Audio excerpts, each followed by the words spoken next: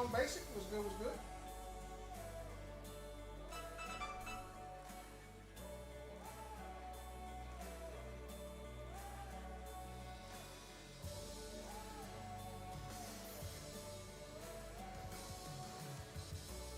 What's going on, Quadrant?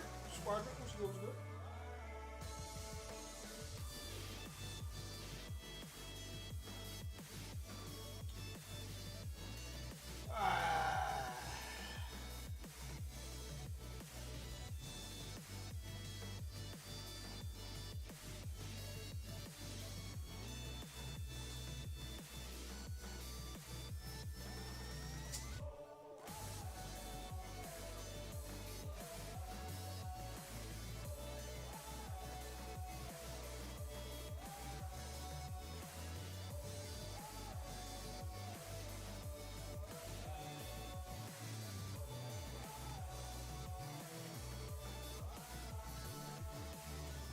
What up, Speedy? Was good, was good.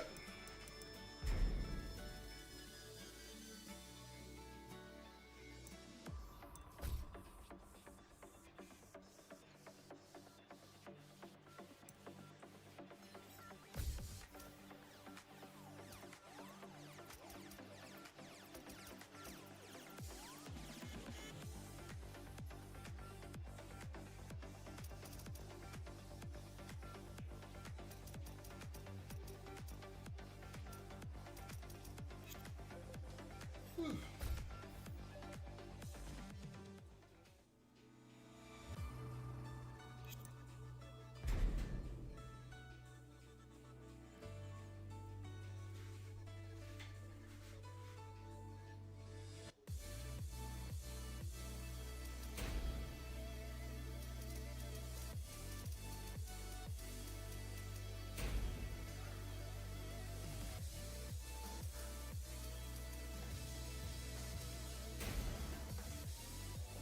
What's going on, Tiokin? Good, was good.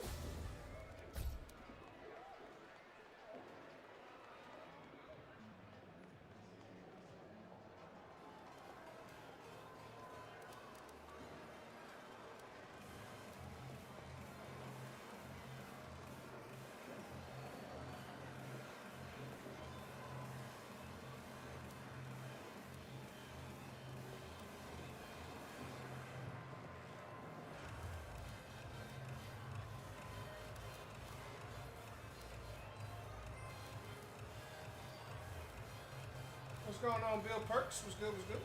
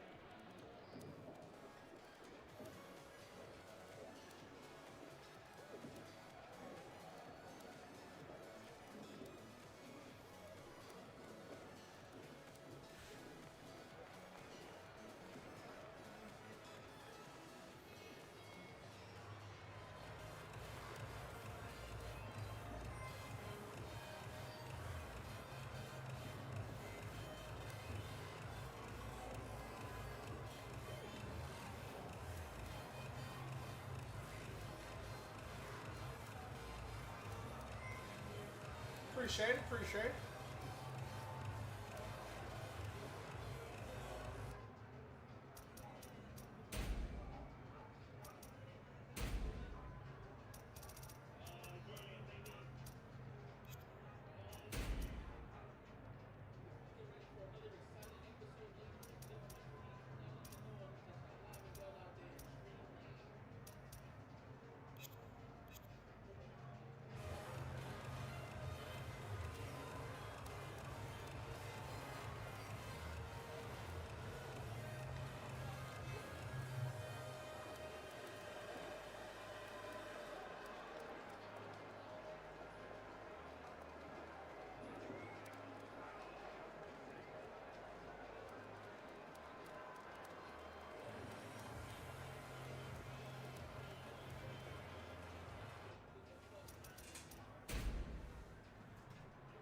What's going on, Future? Was good, was good.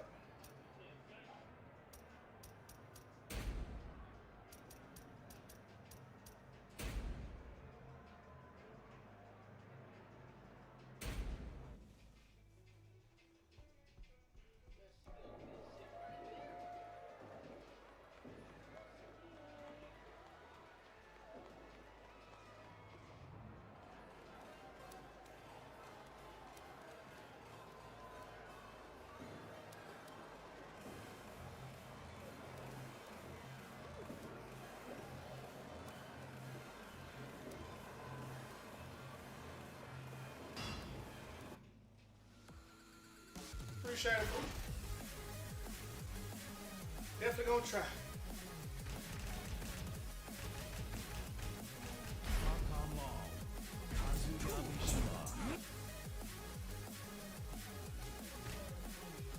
Appreciate the follow. Appreciate it. Appreciate it. Get ready for the next battle. Appreciate the follow.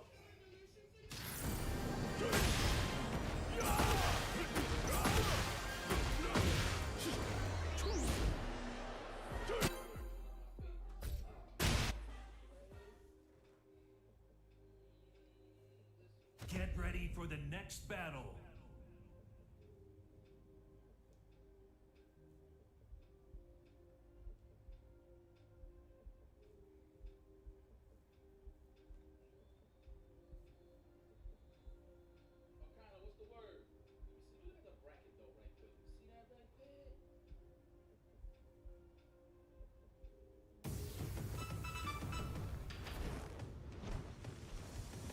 Round one.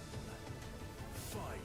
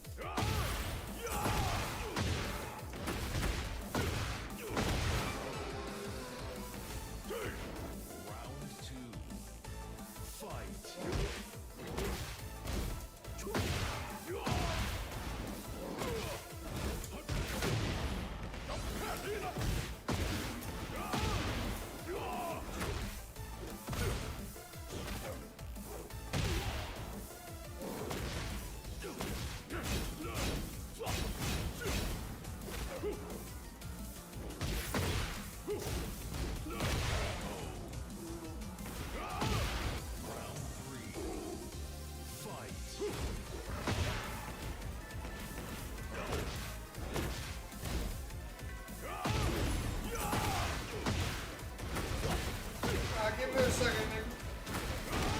What?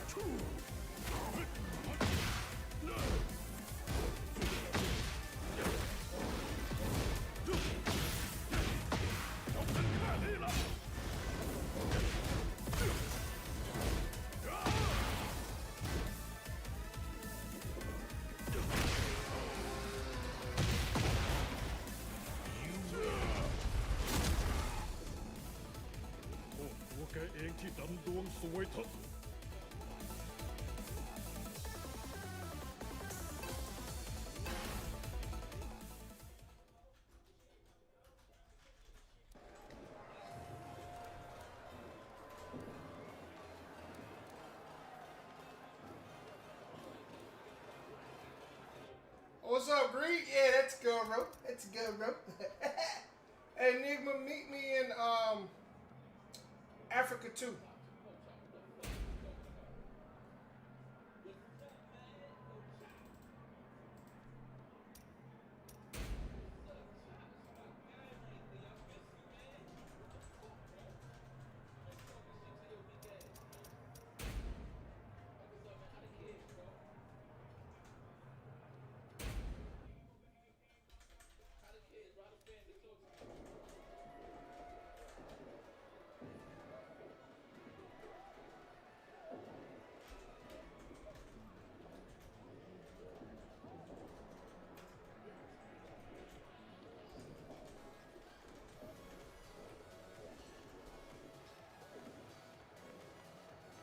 Appreciate it, Greed.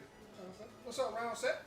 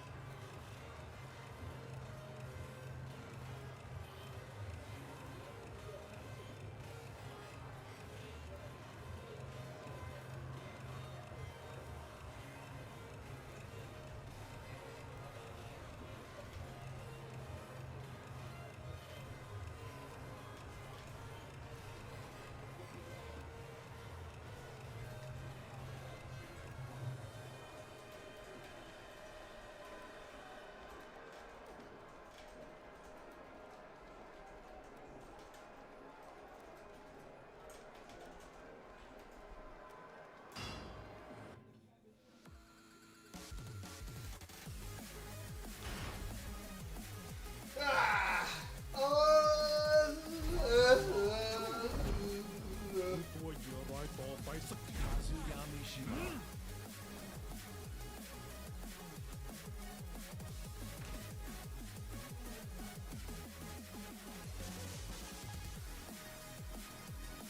You've been following since March 30th, 2021, Fujin.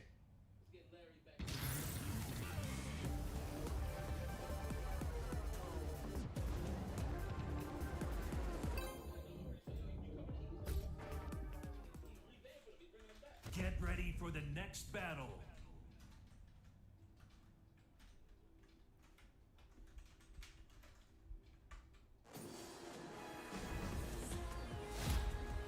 ข้าจะสังหารเป้าหมายเพื่อความอยู่รอดของลูกเมีย Round one. Fight. เ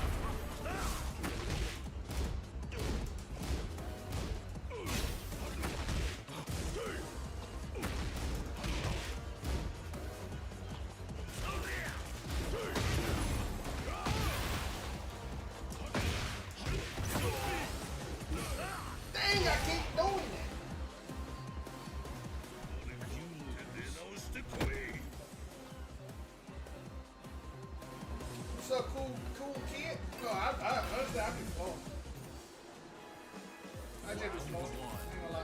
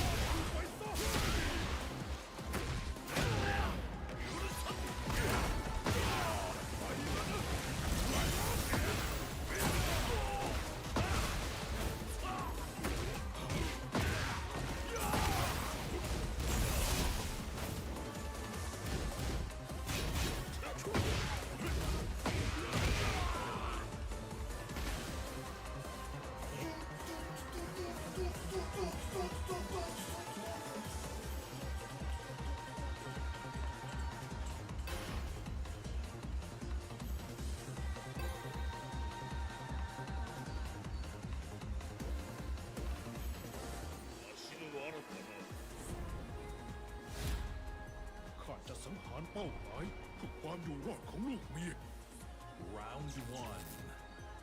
Fight.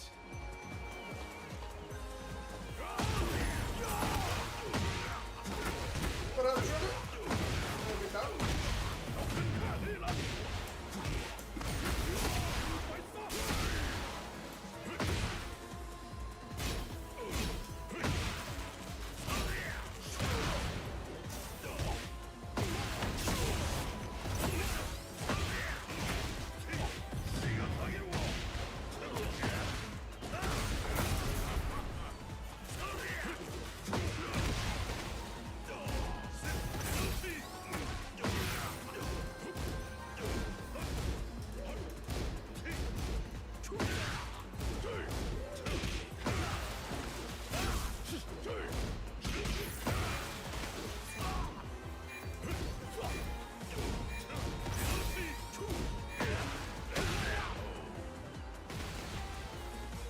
Appreciate it, Trigger. We're doing all right. What about yourself, man?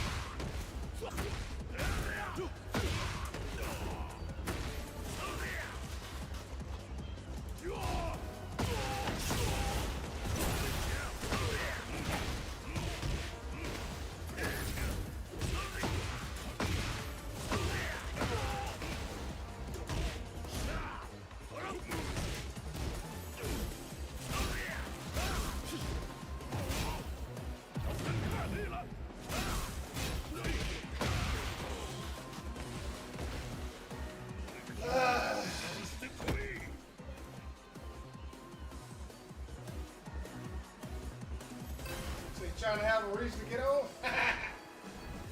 And my only reason was 10S.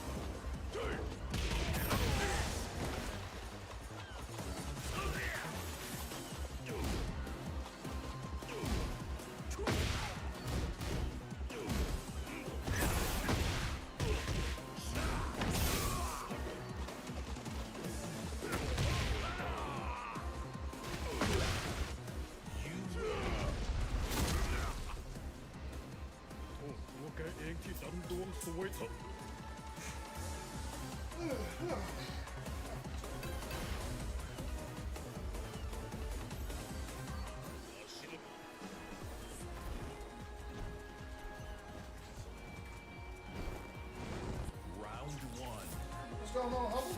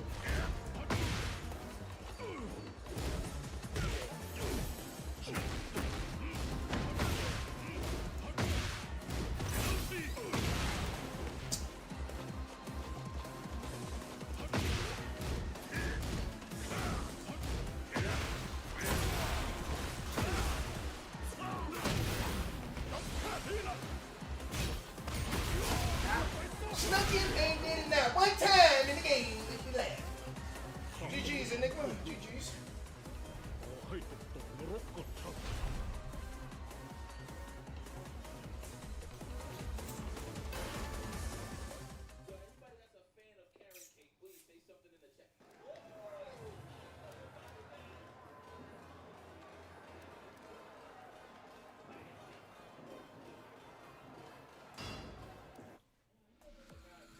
Here we go. Huh. Oh, yeah, Trey? It was interesting, huh? You learned some things. Get ready. Yeah, that's the little brother, the little to-go rope.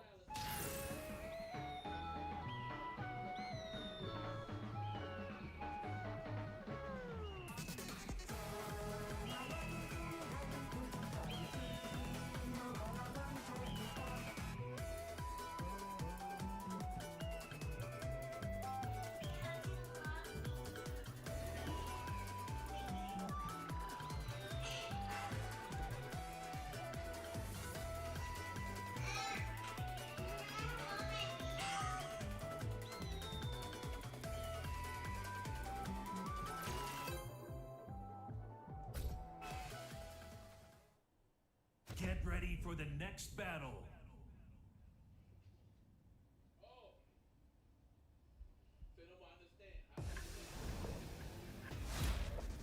ข้าจะสังหารเป้าหมายเพื่อความอยู่รอดของลูกเมีย Round one. Fight.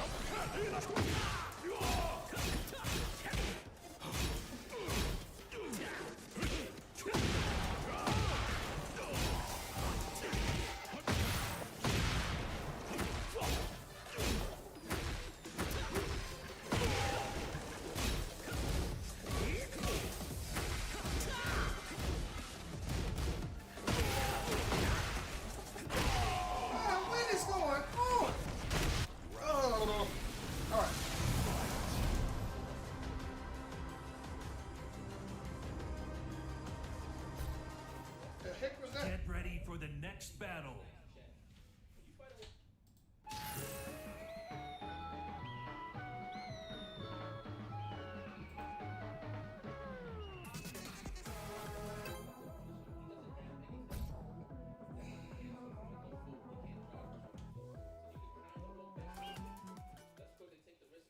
Get ready for the next battle.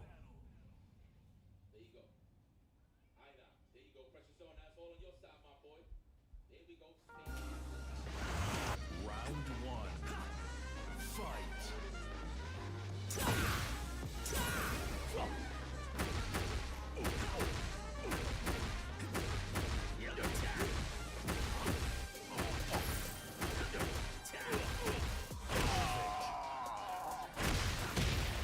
Round two.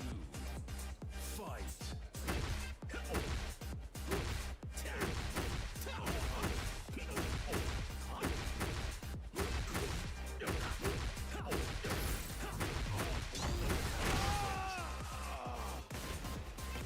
Round three. Fight.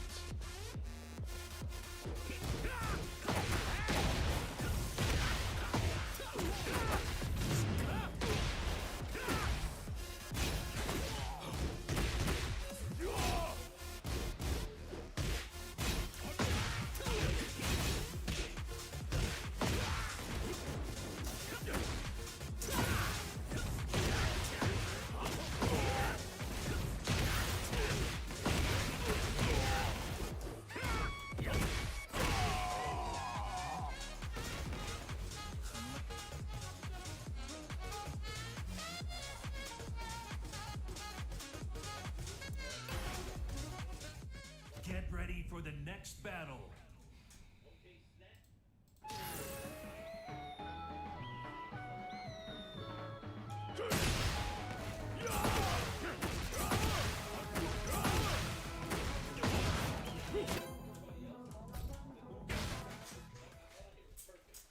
Get ready for the next battle. Round one. Fight.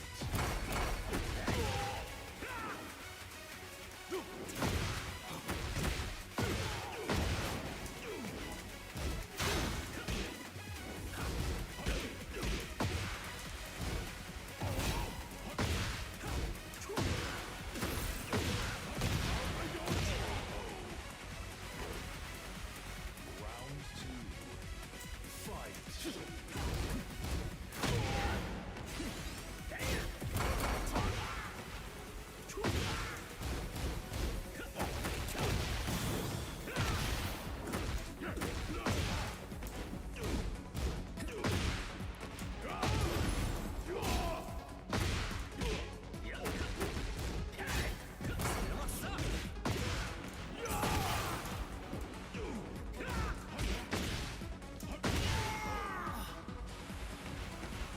Round three.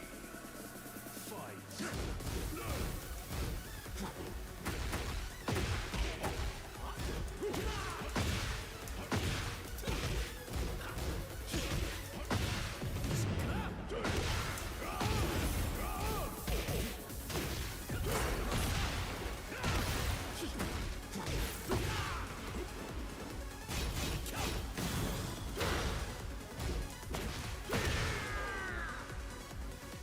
Woo.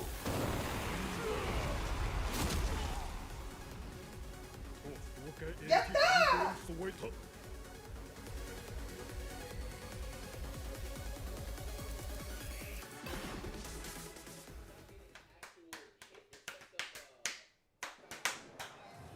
I did it, y'all. I did it. Now I can go use the restroom. Oh, got to go pick up.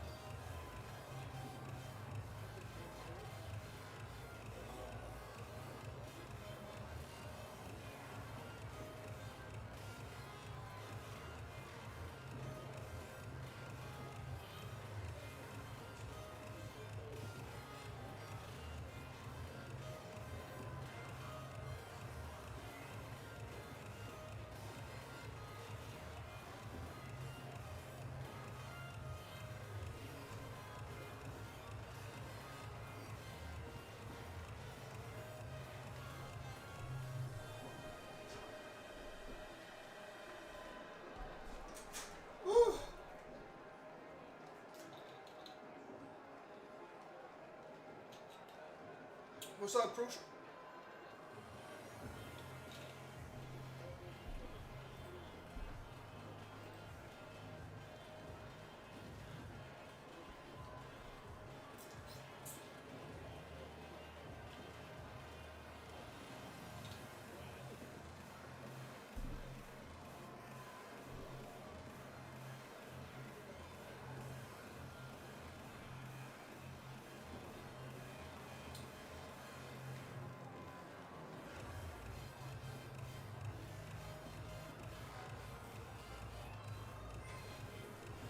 Let's see. Where my net match?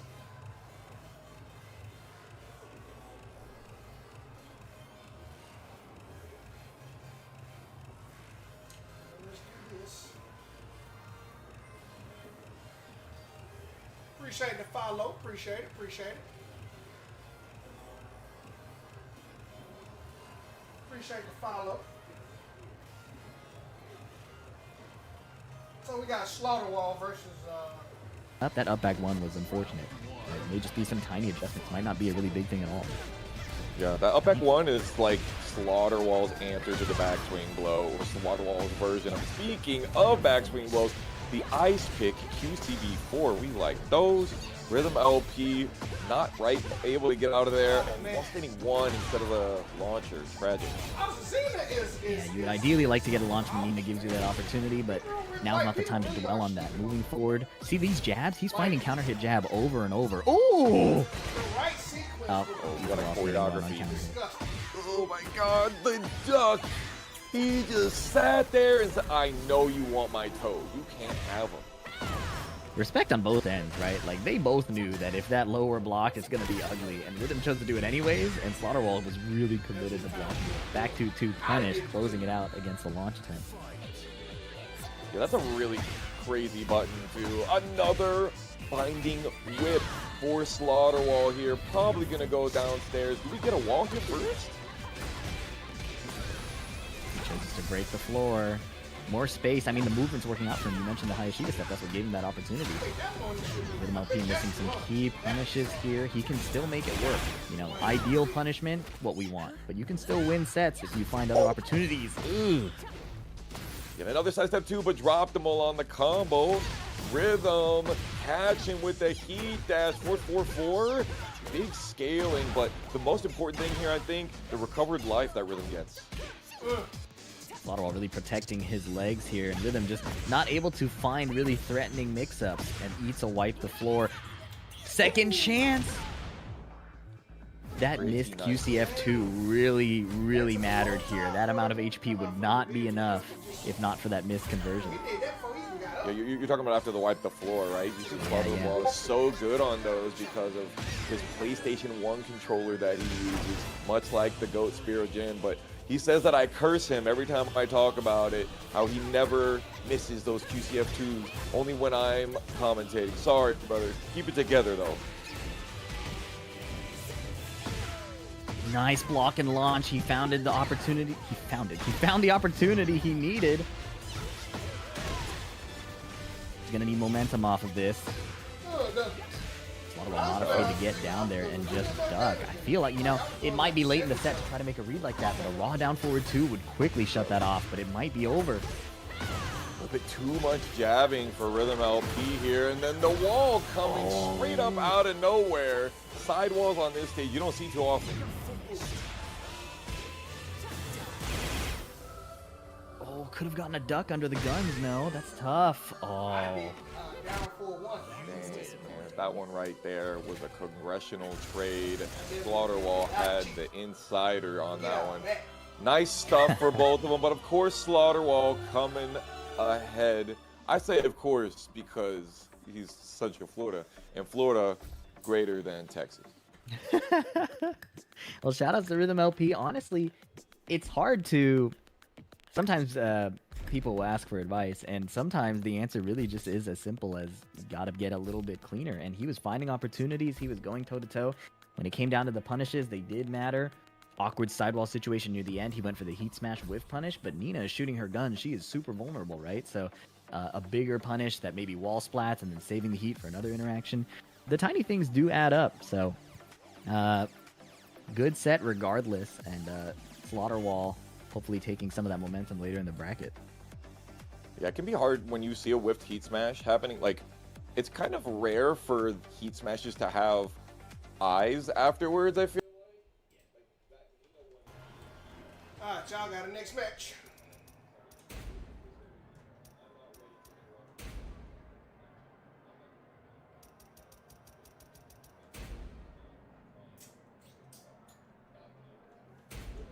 I will remember that. I hope you do. I hope that you remember that anytime you play any player who do it.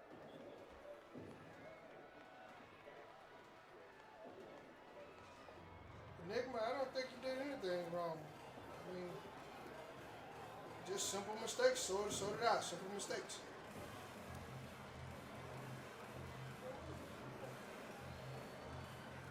Slide tighter.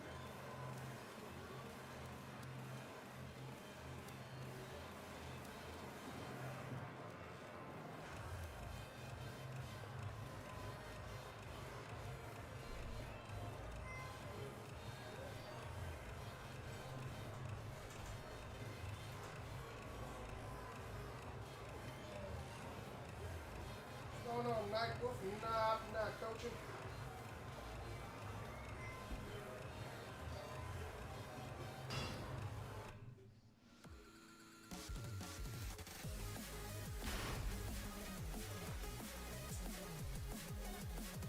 Capcom Law. Kazuyami Shima.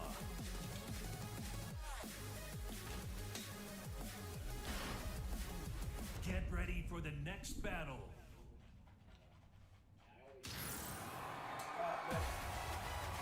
Going turkey.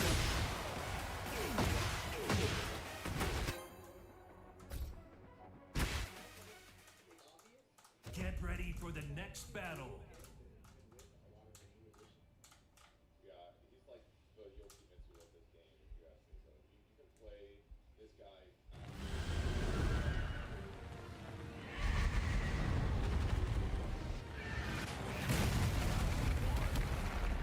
Fight.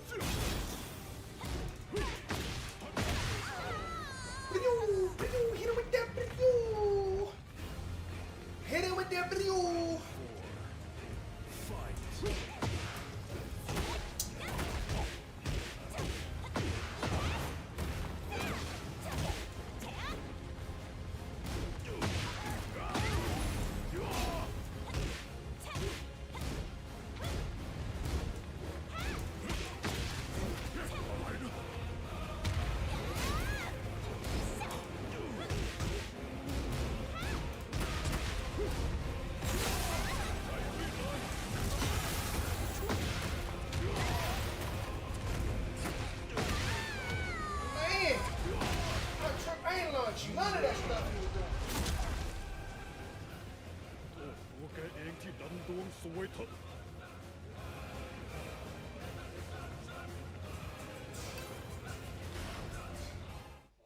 Get ready for the next battle.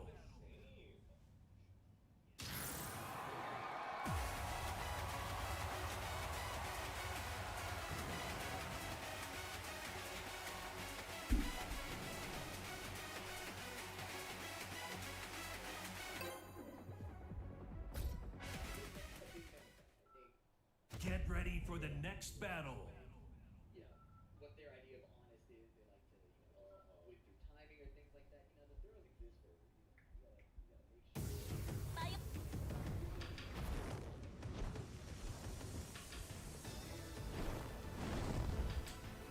Round one. Fight.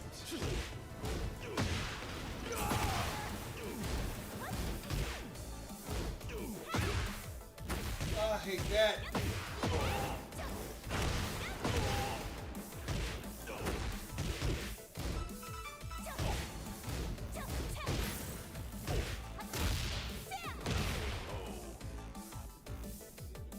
Round two. Fight.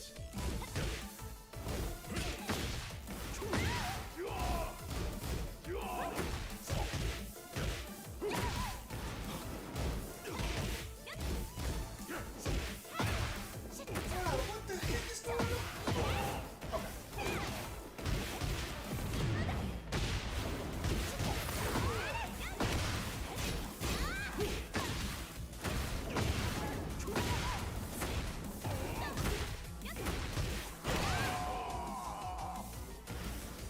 Round three. Fight.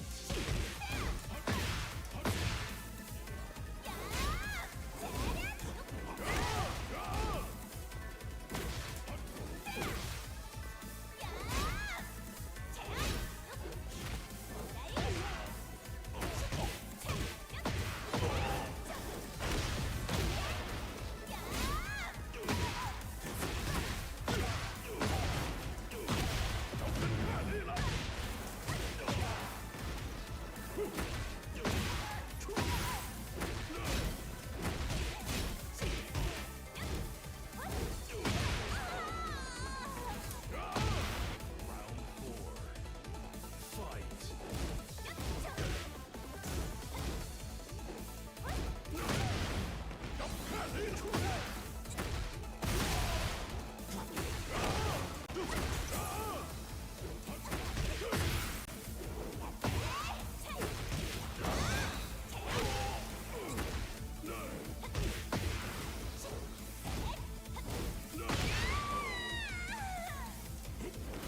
Final round. Fight.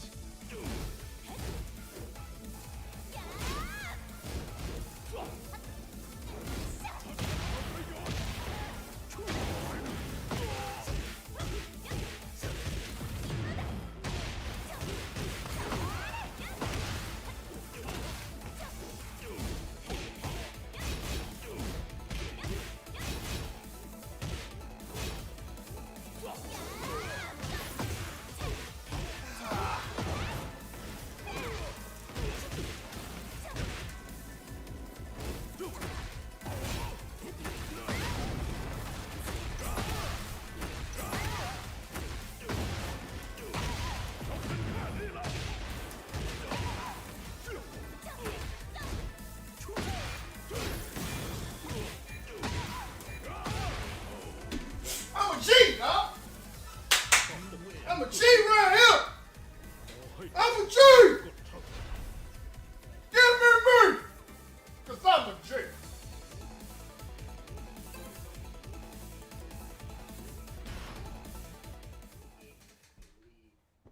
Understand how your movement.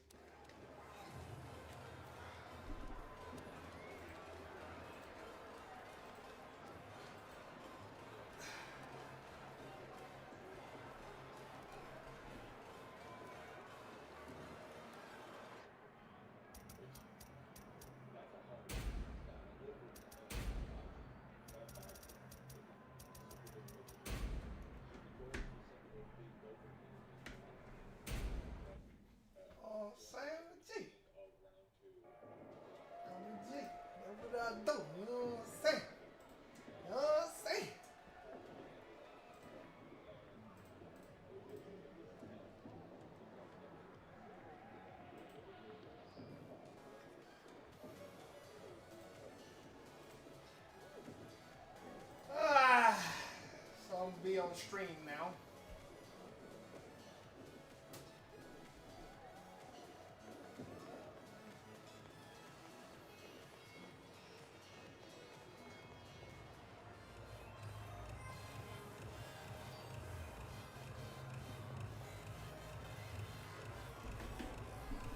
Let's see what we got going on here.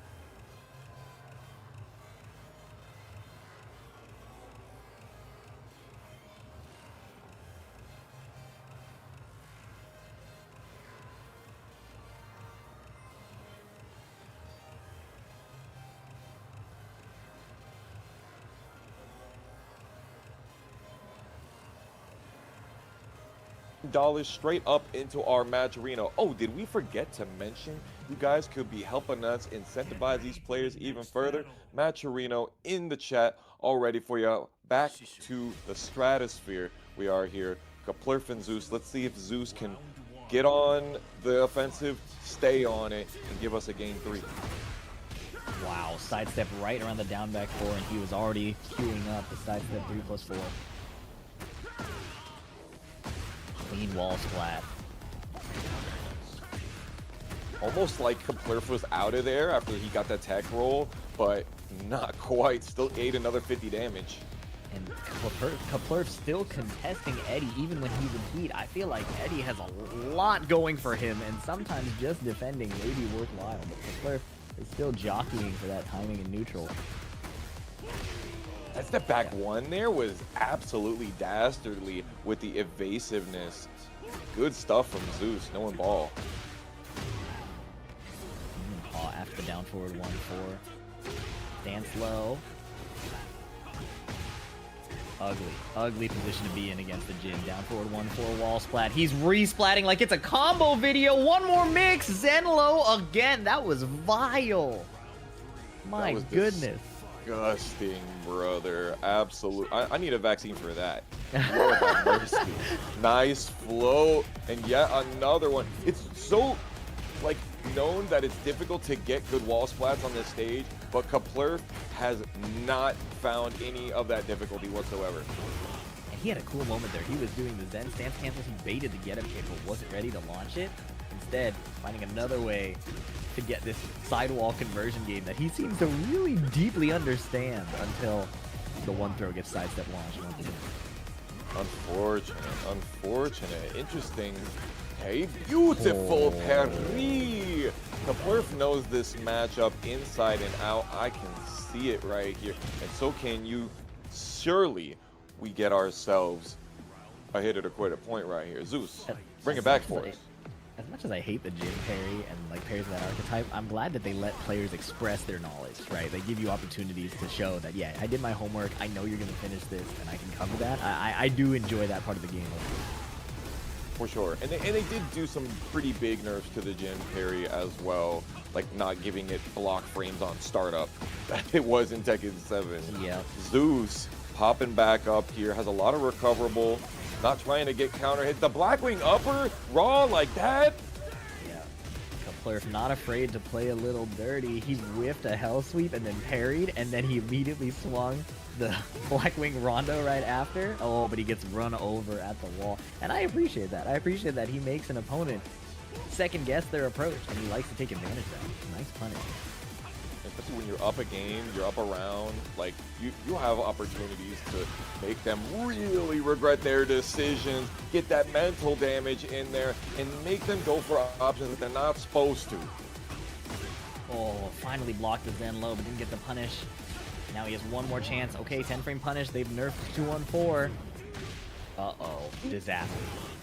That was a perfect punish. Honestly, a lot of times you see people go, oh yeah, whatever happens here, I'm gonna sidestep heapers, but you could tell that was a sidestep. I see that you're in handstand, get the heapers. Again, Kaplurf showing the knowledge and getting himself further into winner's side because of it.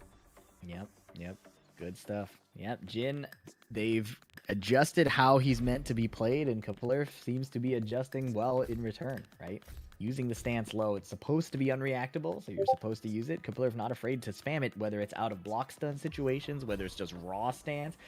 And then when the opponent is kind of thinking about how the stance is going, he can open up other opportunities. Forward for a counter hit, just Zen cancels, do nothing.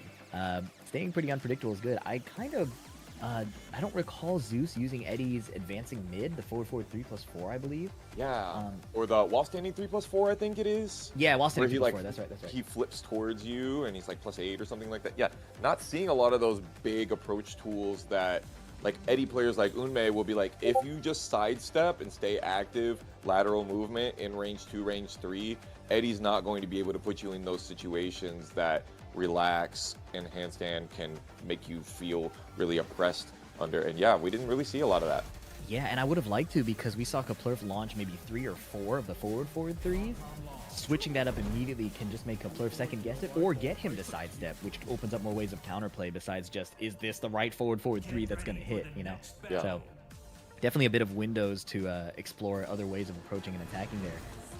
Off-stream match report, aimed 2, going down 1-2 to Kevot TT. I don't know who Kevot TT plays.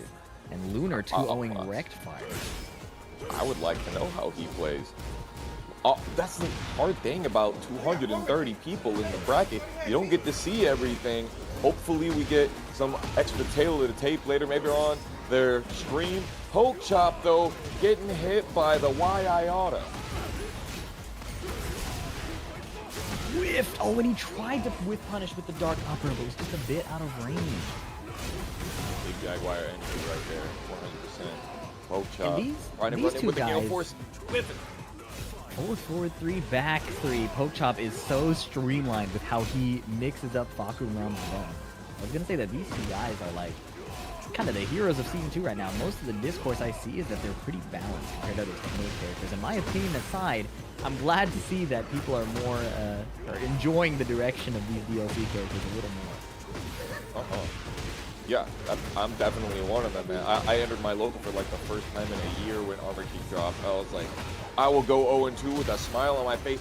Beautiful. The death sandwich up forward 2-1. Catching him right there. And of course, stomp on the clavicle. Nice round in return. Robot Cat Beard. Wow. Sidestep duck while standing run. Dare I say some Tekken? Pretty exciting. Step right, dog. Pretty great option versus Falcon. We're going to see that same Oki. He side rolls a little bit. See if that's going to have a play that we see later on with the Oki. Yikes, that is an insane conversion. Nice duck. Didn't launch just while standing 2-3, 2-4. He got hit with the talk to the hand counter hit twice. Still caught aerial out of the 3+4. Textbook Insane. Fakum Ram. Textbook Fakum Ram. Standing 3, occupying way more range than anybody is often prepared for. Even people who are seasoned fighting against him, you have to deal with a lot. Poke Chop using the range very well. For sure, yeah, he's very good at using Teep Kick, and as you said earlier, extremely good at mixing the options that Fok has, getting the delays strings, getting the strings options that have cancels, and he's consistently going for that option that's not interruptible. He can use a bit more 3+4. Great option against that sidestep right duck we were talking about. 4, Night Thunder, forward 3-2, just mixing up all his strings so effectively, and unless you make the right call out at the right time, this is a nasty, nasty mix of character. And Robot Catbeard had some great moments, but just got steamrolled in that last round. For sure, the stand-up game specifically, Poke Chop he's really good at using poking with Fakum Ram. And I know we were talking earlier about how he's good at mixing up his options, but he doesn't need those big launches because he's so good at the small Tekken, at the veteran that the no Ron Brown shield bearer is. Getting off the infinite stage may be more helpful for Armor King here. You know, Fakum Ram is really hard to chase down. Even though he's a bigger character, that single backdash is really tough to deal with when combined with his range. For sure, Armor King as well got a really great backdash and really great approach tool. Getting the bad Jaguar low afterwards. A little bit of punish there. Don't move on me.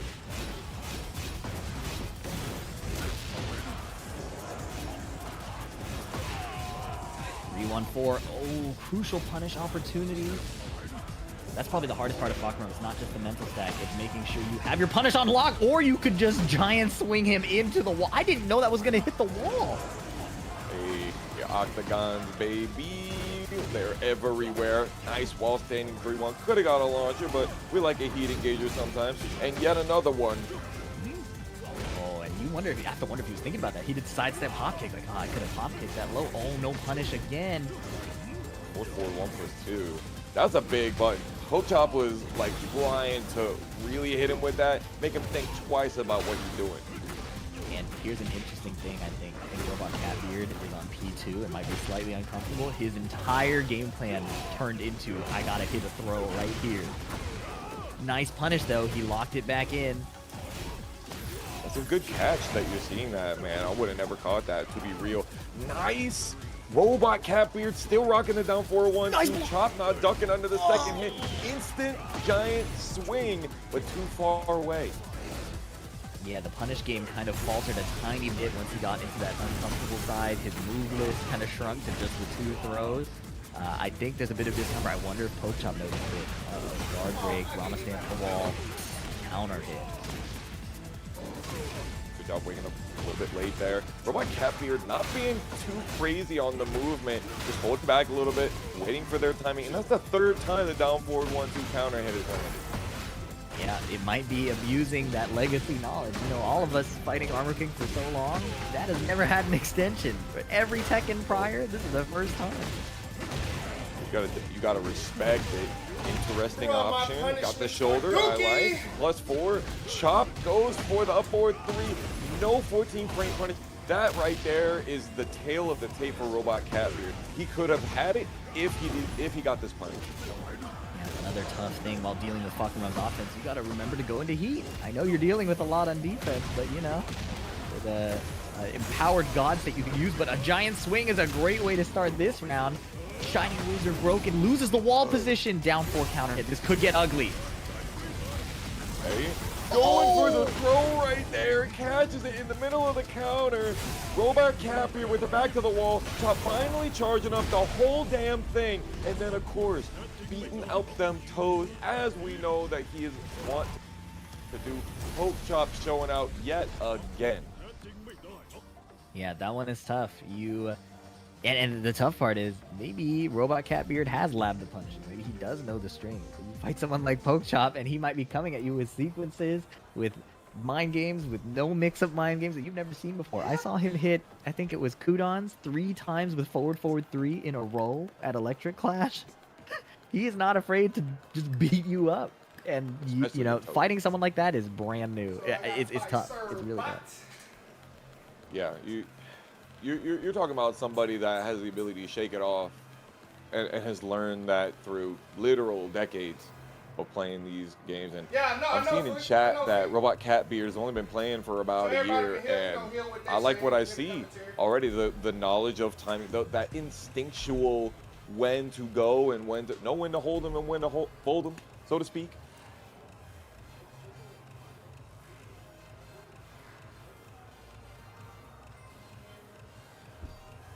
Now I gotta wait to 9:20 before I play the next match. That's what I don't like. I don't like that long wait. So I gotta fight Servbot.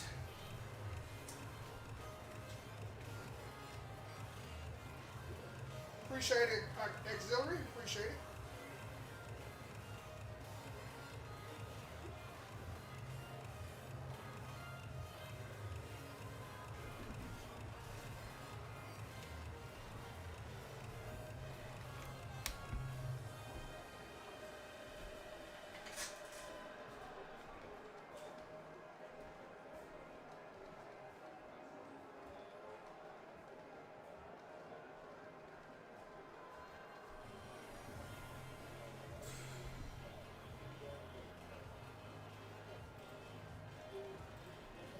And the scenes exploded when Tekken 8 came out, but those people that just started Tekken 8, those are the ones that we're seeing a lot of longevity from, at least at my local right now. Those like Tekken 7 veterans, a lot of them are like, I'm tired, boss. I've been playing this game for a long time. And a lot of the newcomers are like, I've still got so much to learn. Yeah. And honestly, like having come from Tekken 7, which I think lended itself to a playstyle that was really strong for me, going into Tekken 8 without that pre-programming is so effective. Like if you go into Tekken 8 as your first fighting game, people will say it's because it's a scrubby game because it like dismantles a lot of Tekken stuff, and that's partially true.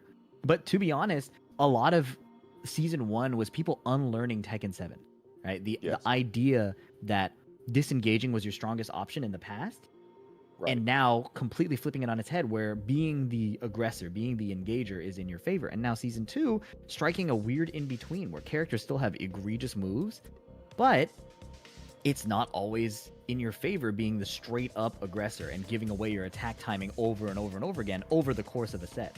So I think that these fresh players coming in just now, yes, they have more stamina and they're not tired yet, but also they don't have like the Tekken 7 trauma. So they can go in and be like, that's a high, I'll duck it when it's a high. That's a mid, I'll stand block when it's a mid.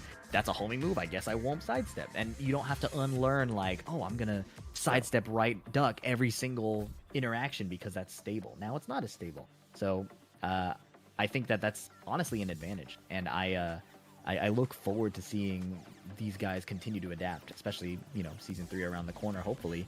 We don't know how the game will go. I want to see how they adjust to that too.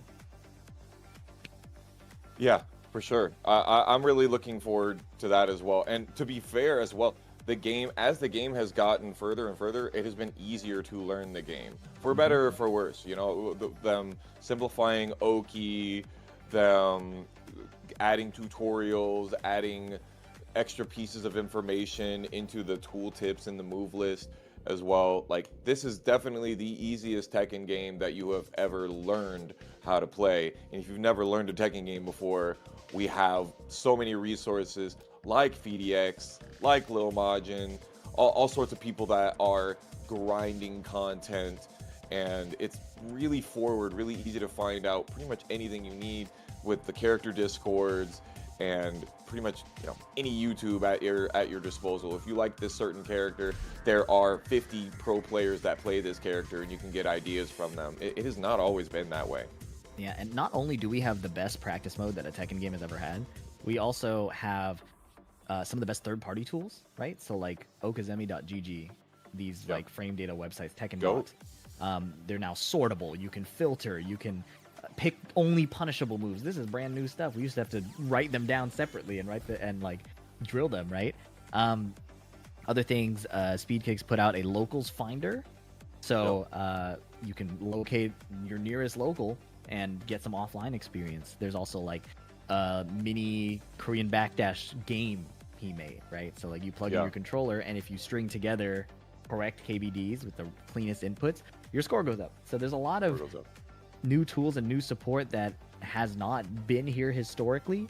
And you know, I think with a game like Tekken 8 that is honestly really difficult to learn defense in. Like, we have the most tools. We also have some of the most visually overwhelming move sets and particle effects. It is a bit tough to navigate that. But like Foxhound was saying, the support from the community is so big. And we have weekly events like TNS, no entry fee, no minimum rank. People who are new to fighting games don't know that there's no minimum rank. There's no, you know, offline rating you need to enter these tournaments. You just go in, and anybody can win. You know, that's kind of the FGC thing. And I hope people can take advantage of that. You know, long ago in a galaxy far, far away, I started up my string theory spreadsheet, right? Where what can you interrupt in strings? And it seems like I like low-key, I see a lot of people making videos on you can interrupt this, you can interrupt that. And then I see okazemi.gg, they're like, okay, these are the moves and this is the punishability.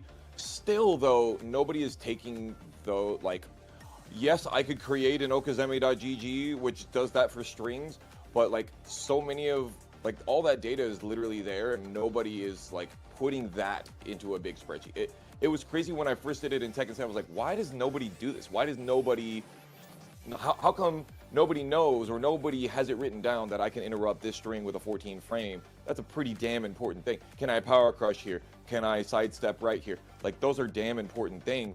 And to not have any sort of visual for them outside of, well, if you look up a YouTube video, like, I don't know, y'all, please use me or whatever. I literally told Okazemi guys, I was like, do you guys want... Like, they were like, oh, do you do all this labbing yourself? I was like, yeah. Do you post these? I'm like, yes. Kind of trying to be like, guys, I want to make this kind of stuff because it's another super important resource. I want to make it to where you want to access it. Because right now, mine's in a Google spreadsheet. It's not quite as desirable, but you open up okazemi.gg and that thing looks nice.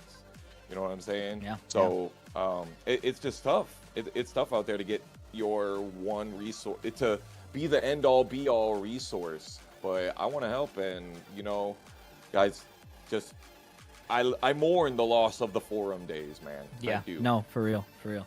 We're a bit split up. People on different social media sites. Not everybody's on Twitter. Not everybody's on YouTube. Not everybody's on Twitch. So it's a bit harder to have a centralized resource. And the closer we get to building that back, I think the more enjoyable the kind of Tekken deep sea ocean experience is. You know what I mean? Or like the Tekken iceberg is easier to get through. Right. For sure. Yeah. Absolutely. match- I caught my boy Slaughterwall. He Oh, was yeah. like, "Oh, what do I do with the string?" I was like, "Look at the freaking spreadsheet, bro." Anyway, yeah, we got. Don't top talk to me. 48 It's pretty written much down. all field. Exactly, brother. Why am I sitting here watching you beat your head against a wall when it's literally like I'm the one? Just here it is. Anyway, top 48, almost all the way filled out right now. We got Prophet Nawada, Kaplurf, Poke Chop, King Servbot, Cheese Yoni, Nomar, King Ray Jr. and Junior 20Z. That's going to be a match we see on stream. P Ling and Young P. The Battle of the P's. Who's going to be the perfect one? Not sure. Matt Tekken Hyde and RV Chris Lucius. Those are top 48 coming up for you. And this one I think is a qualifier for that top 48. Real Nasty Beetle on the Jin and Angel Infamous on the Steve. Real Nasty Beetle running a Armor King cosplay. I didn't know you could get that accurate at this point. It's so great. I love it. When we go back to the VODs and we'll be like, oh, there's a footage. We'll be like, oh, that's before Miyaruzo came out. That's exactly what we're going to know. We're going to be like, yeah, everybody was picking this fit at this time. Real Nasty Beetle playstyle reminding me a lot of Kaplurf in many ways, right? Kind of a real Tekken 8 Jin player, and I don't mean that like derogatorily. Just somebody who's using a sounds lot like of you, the though. strengths that Jin offers in this game, and not being kind of bogged down by what people think he used to be. You know what I mean? I think that's really, it's liberating. It lets you kind of flow state through his strongest options. I really support that. Down 4-2, trying to wall standing 2, but Angel Infamous keeping the high strings really tight. Ooh, trying to mix up that timing a little bit there. Angel Infamous Cats in the middle. Real Nasty Beetle getting stepped. Damn shame. Reactable low just as a little vibe check, but he gets sidewalked and smashed into the wall. Pause. While standing 3. Poke kick is good. He could still blow up Steve here. Pushing him back to the wall, making him block. Doesn't go through a wall, obviously. Slash kick there. Interesting. Who throw again? Real Nasty Beetle found an opportunity. He's running away with it. Does he go low? He doesn't want to get low. Parried Power Crush gets down 2. Definitely Real Nasty Beetle hesitating on his options. Not hesitating at the beginning of the round here, though. The Electric Wind Hook Fist. Yeah, hesitation, a natural response to Steve's aura, the back one, the 1-2-1. But at some points, you gotta just play the game and let the back one happen. I don't think that is exactly what Real Nasty Beetle wants to happen right here. Up 4-2 to be able to get out. No ballerina spin into the wall. Unfortunate. Bit late there, down 1. Recovery is a bit too fast. Uh-oh. Nice break. Like those. Counter down 4-2. Ew! Sidestep left hook fist. Dodging the down 2. Generally good step direction against Steve. It's harder for him to cover sidestep left unless he's doing like 1-2-1. That was some good play. With punish. Ooh, ball knowledge. A nice backdash. Okay. Angel Infamous does not want their back to the wall. And if Real Nasty Beetle's concerned about the the back one, he could be running down 4. Jin has that auto high, crushing low. Just get a bit more active. You don't have to fish for hook fist the entire time. Yeah, I don't know if he's really worried about that. Just like pushing forward on Angel Infamous consistently. Nice side step left yet again. No punish though. Insisting on the throw and then playing the situation after it's broken. Trying to stay fluid. It's looking good. No counter hit, luckily. Very lucky. The quick spin into the mid. Push him. Now he has to guess. The mid will end his life. Oh, he tried to punch parry and gets guard broken.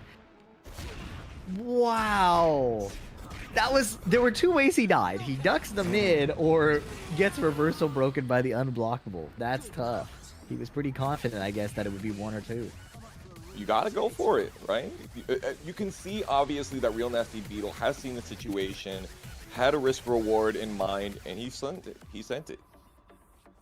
Yeah, there's different philosophies to how people choose to play against that, right? Some people would think, oh, the mid will only kill me if I duck. The guard break leads to one more interaction. Why don't I just tank the guard break? Some people would just block the mid or tank the guard break. Some people think that the Steve might be wanting to play it safe and will just go for the safe mid, right? So Real Nasty Beetle had that read, obviously, going for the punch parry there. But the nature of RPS is somebody's going to be wrong. Yeah, so you feel like the parry there was greedy? Because if he just does stand block, he's okay? I'm a Steve player. I do think the parry is greedy. I'm not concerned about the parry unless... if you flip the life bar or you give Steve like one hit to die, I think the parry makes sense. But in that situation where he would survive more and he's successful at finding these counter hit launchers, he didn't need to make a play right there. He's been succeeding elsewhere. Like, look at this. For sure. Absolutely. Yeah, Angel Infamous was in control of the situation. He didn't need to go for that. He sent it anyway. Nice break on the 2-throw. Spinning, really continuing to throw those heat dashes and forcing his map advantage. 4-4-3 is good. Oh, unfortunate combo drop. Where is he going? DF4 heat engage. Heat smash right away. Oh! No way, brother. The Scourge. He had no hesitations whatsoever. There was no reaction on that. Not a bit. Get me off this wall right now. Double spin. He's still fishing for the hook fist. Would love to see the down forwards punish on the up forward 2. Angel Infamous. Silence God 2. Agario is speaking. I did steal that from Bloodhawk in the chat. It's happening. Hell sweep. What a whiff punish. A lot of good control here from Angel Infamous on offense. And great sidewalk from Nasty Beetle, turning the tides. Nice jab placement, and that's good too. If you're concerned about Steve having all of this threat of counter hit, maybe you just throw a single jab. Okay, getting off the wall, 2-4 doesn't wall splat. Dang, man, that down forward 1-1 is just, or the down forward 1-2-1, down forward 1-2, like, he is just, Real Nasty refuses to duck, and it's like Angel Infamous is conditioning without conditioning somehow. Yeah. No, and I think Real Nasty Beetle is trying to look for a counterplay moment after, but it's kind of getting stun locked by the risk reward. In reality, Steve isn't hitting any lows. It's only scary if you choose to interact. Oh my goodness!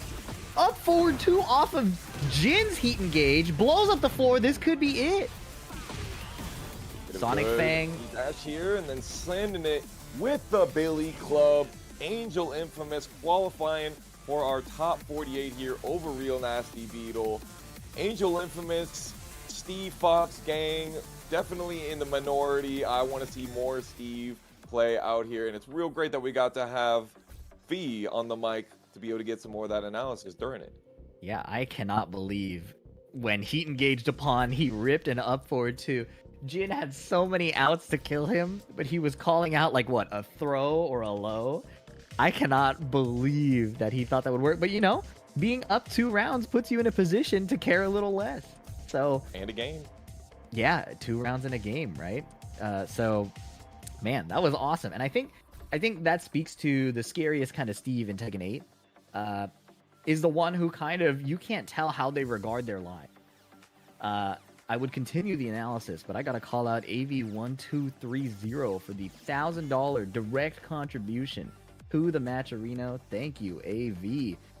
The players are well supported today. I missed just a moment ago. More hips, less shoulders. 34 times on the resub. Thank you so much for supporting Tekken Never Sleeps, Tampa Never Sleeps, your online local. I think we've got top 48 all figured out, Fee. Okay, let's take a look. pulling it The up right loser here. side is still catching up a little bit, it looks like, though.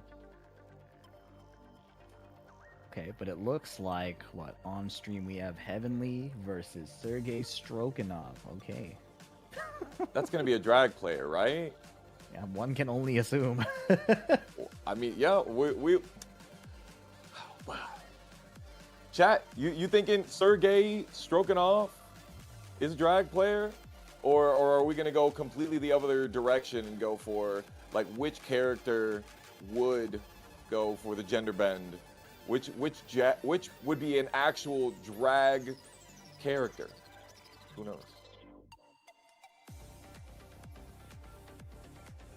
Yeah, I gotta see. The suspense is quite literally killing me. But I will say, just back on the Steve point we were talking about, you know, Jin gets really annoying when he's down 4ing Steve. Back 1, 1, 2, 1. You lose access to using those options kind of on autopilot. Real Nasty Beetle was showing sidewalk left. But honestly, down 2-1, as a Steve player, down 2-1 is not... it's a stupid low, right? Safe low with the mid extension. But it's always giving up your turn. Unless the Steve decides to gamble 50-50 on, like, running the high extension, like, you know, duckable and launchable or counter hit launch, it's a give up my turn low for a bit of damage. So Yeah. it's not a low that demands a response. And I think in general, the down forward 1-2-1 extension, there's no mix up there. It doesn't demand a response either.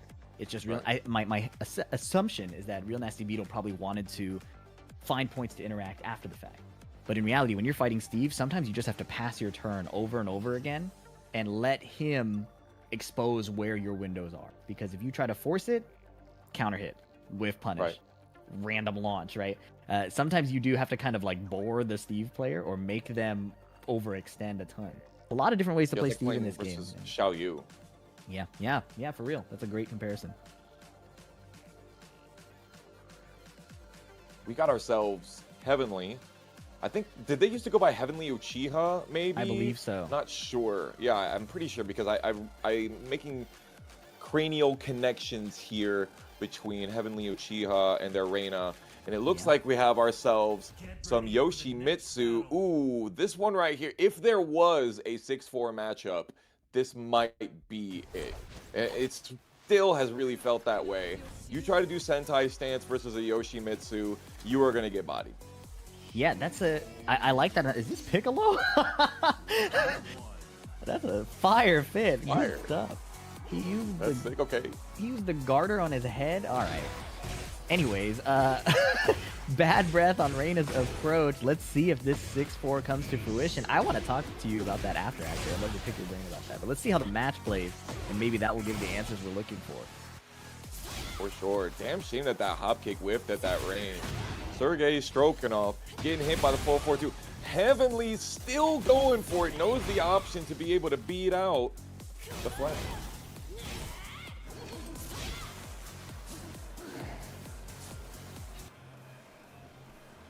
Woo, back, y'all, back.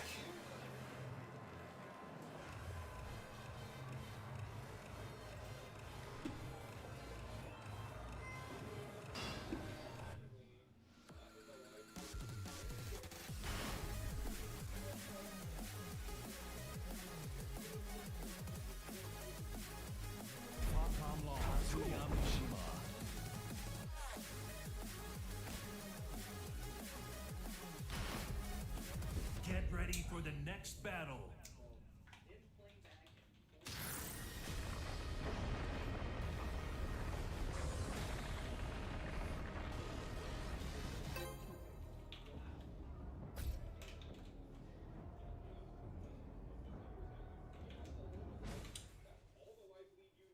Get ready for the next battle. All right, here we go. Round 1. Fight.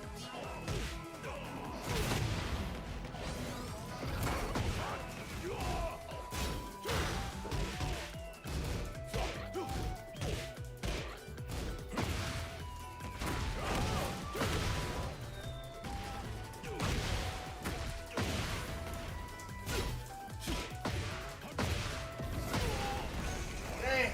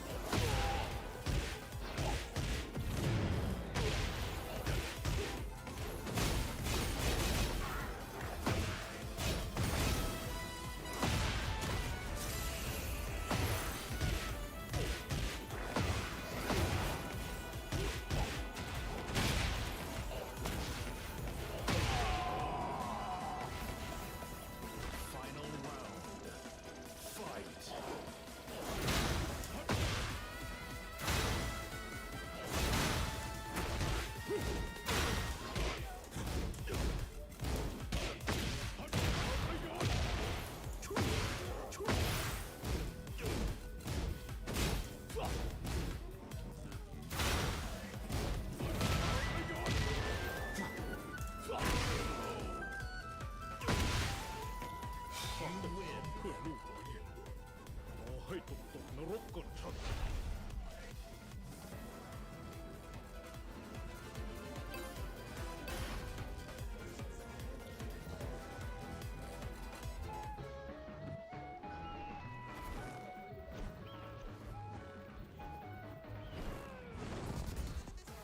Round one.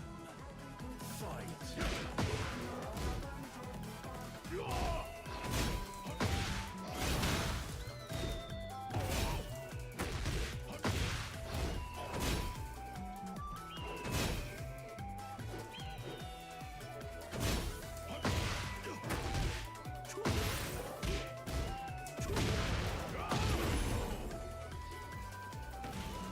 Round two. Fight.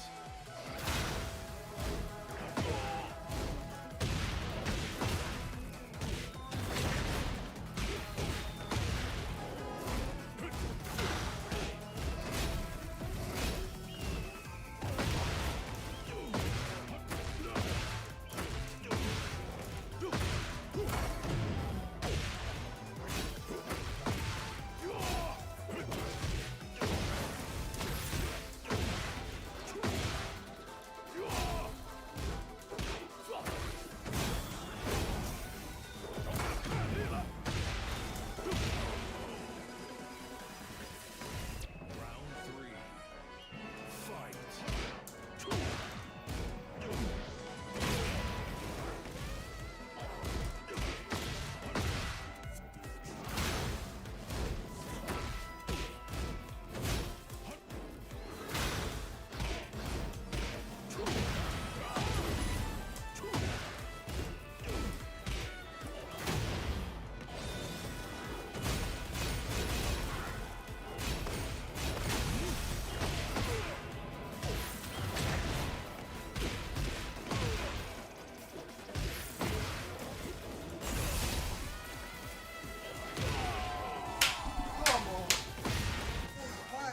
Why at that time? Fight. What's up?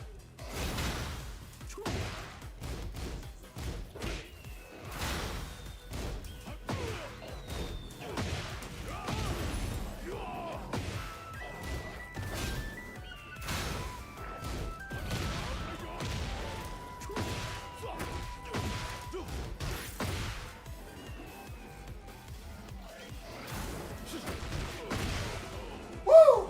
Appreciate the raid. Go for broke. Appreciate the raid. Hey, that junk, that was nerve-wracking.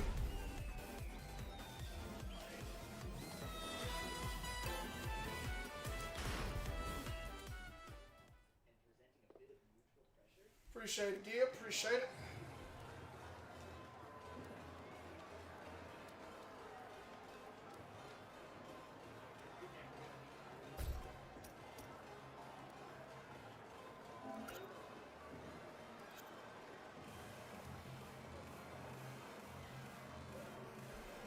Ooh, boy.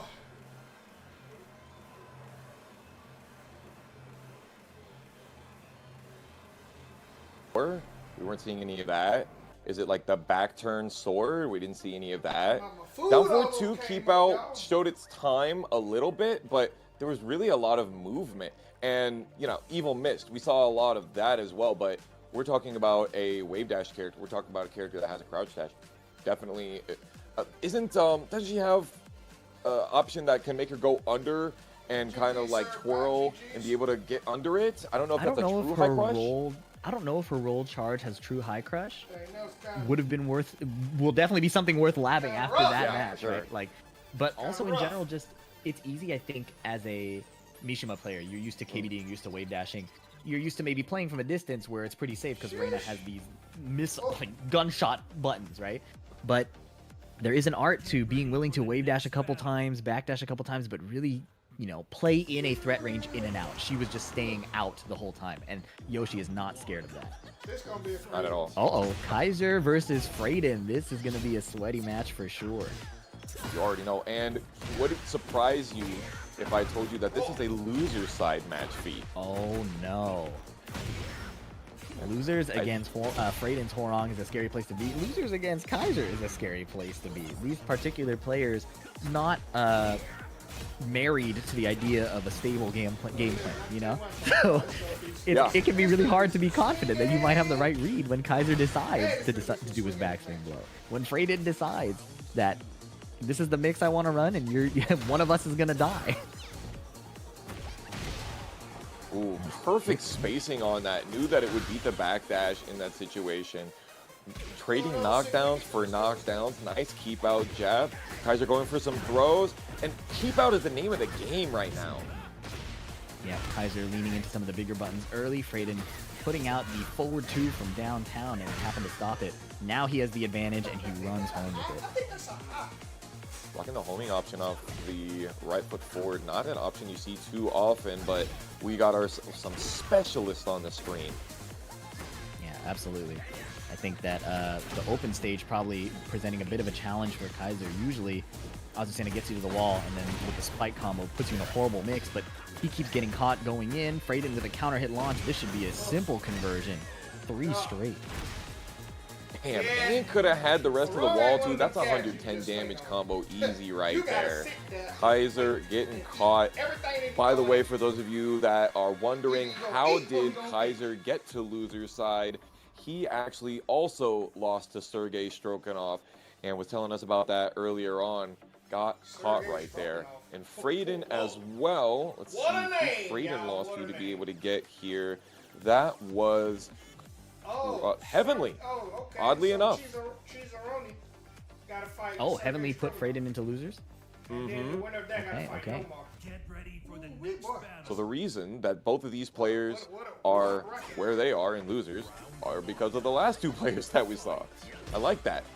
We like a good story that we can follow here. Nice. Empty stance transitions.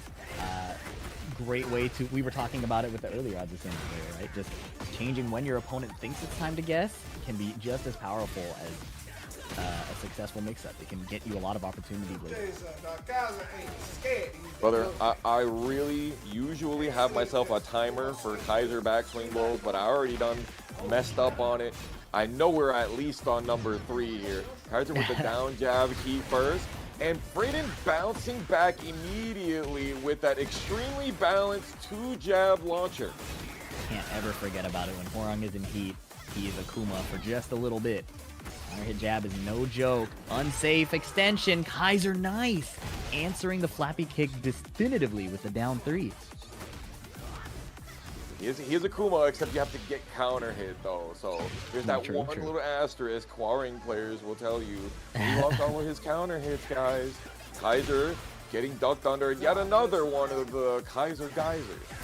And I like that he's using the back turn, back step, like the mid parry. It doesn't give him a conversion or anything, but it's a nice way to shut down retaliation right away. He's got a great position here.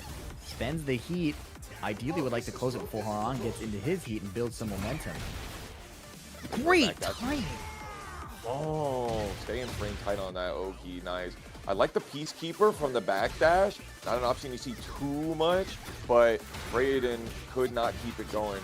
Nice sidestep right jab from Kaiser.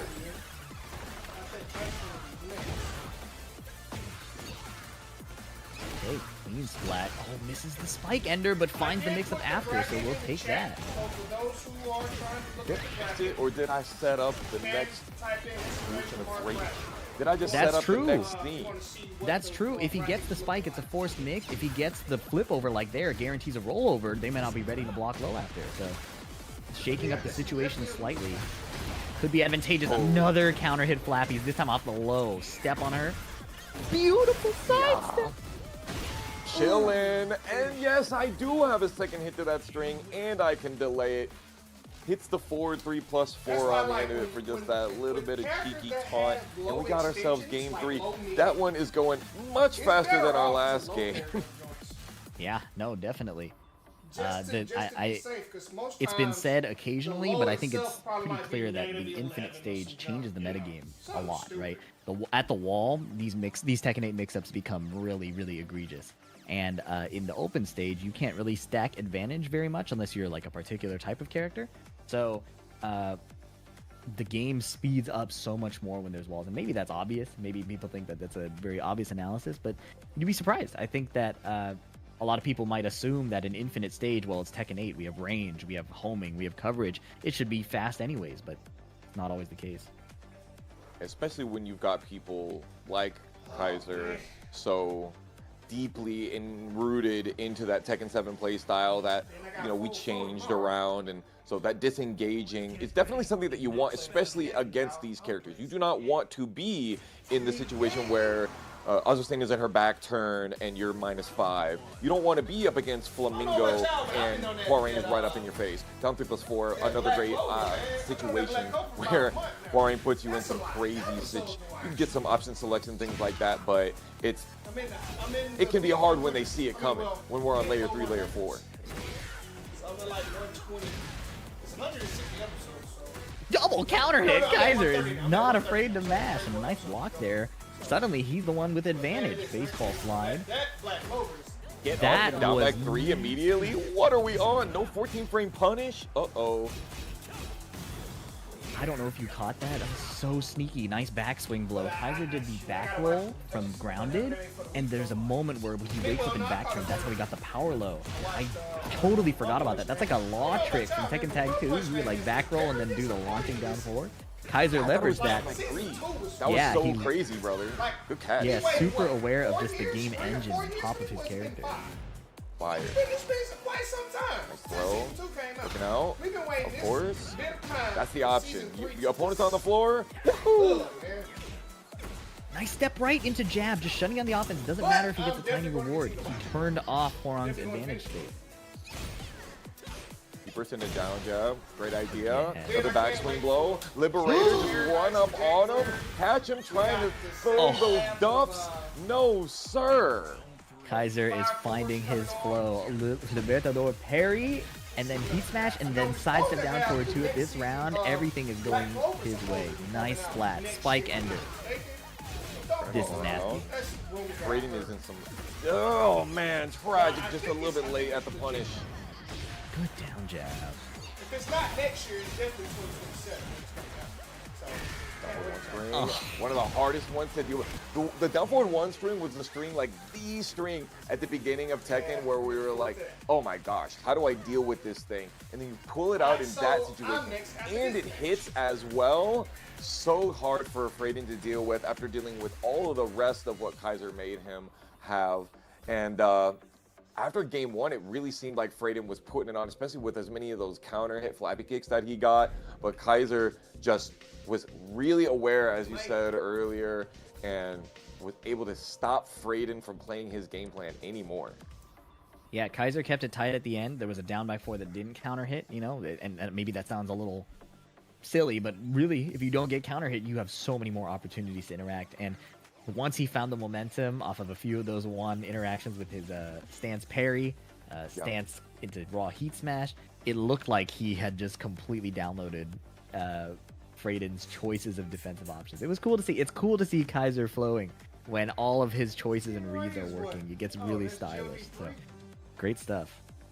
And the backswing blows, you know, eclectic as ever, coming out in the moments where you don't really expect them because he's known for them. So you expect them, and he's so good at being that sort of formlessness that allows you to be unpredictable all the same. That's why he's the man. That's what blows my mind is you know he's gonna do it and you still get hit by it. I've known he's gonna do it for years and I still get hit by it. It's like, that's extra impressive to me. He knows what he wants and he knows how to get it regardless of how much you prepare for it. So, you know, that's impressive. You can dedicate your entire game to not getting hit by backswing blow and he will beat you up for that. And then of course the moment you try to respond, he's still looking for it. You would think he would stop. He did not. It feels too good. I respect it. Our first top 48 winner side match right here on stream, going to King Ray Jr. versus Junior 20Z. We'll update you on the standings of top 48 after this first game. And Asuka Kazama, one of the heroes, the winners of Season 2. Formerly just known as a defensive menace, now has the offensive tools to ruin somebody's life. You say Now, hero? I don't... Villain. You know, I agree. I try to lean on the side of, everybody should enjoy their character, but, I'm not documented as the biggest Asuka Kazama fan. Hey, this guy's from my state. He is Florida. If you talk about that state, King Ray Jr.'s name comes out your mouth. King Ray Jr. catches that convert from straight up all the way downtown, but didn't have it all the way.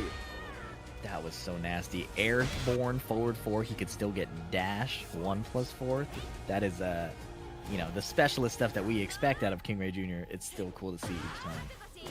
What a whip punish, man! The Demon Slayer catching Junior 20Z being the long-range player that he is. We're gonna see extra. Doesn't want to spend the Naniwa yet.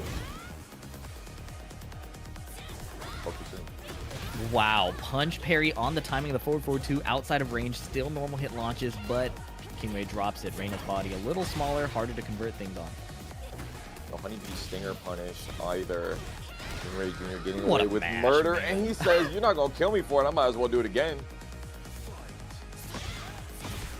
I wonder if that goes under Sentai 3 as well, so it's like a consistent match against Sentai 3 and below. That was pretty diabolical. No duck on the second hit. It's like a great option for sure. 14 frame, 6 frame high crush. Like, super nice. There you go. Down 1+2. He's good. Yep, here we go. Another one. And King Ray Jr. is putting the Season 2 Asuka on display very cleanly. Nice. Counter hit, punch parry with the conversion, sidestepping away from the wall. Bro, straight up Daft Punk Oh my God, he's combo. Absolutely. Around the world. Enchanted Circle gets blocked. Throw. Doesn't get the extra damage from the wall. Has the rage and the range as well. Junior 20Z coming back.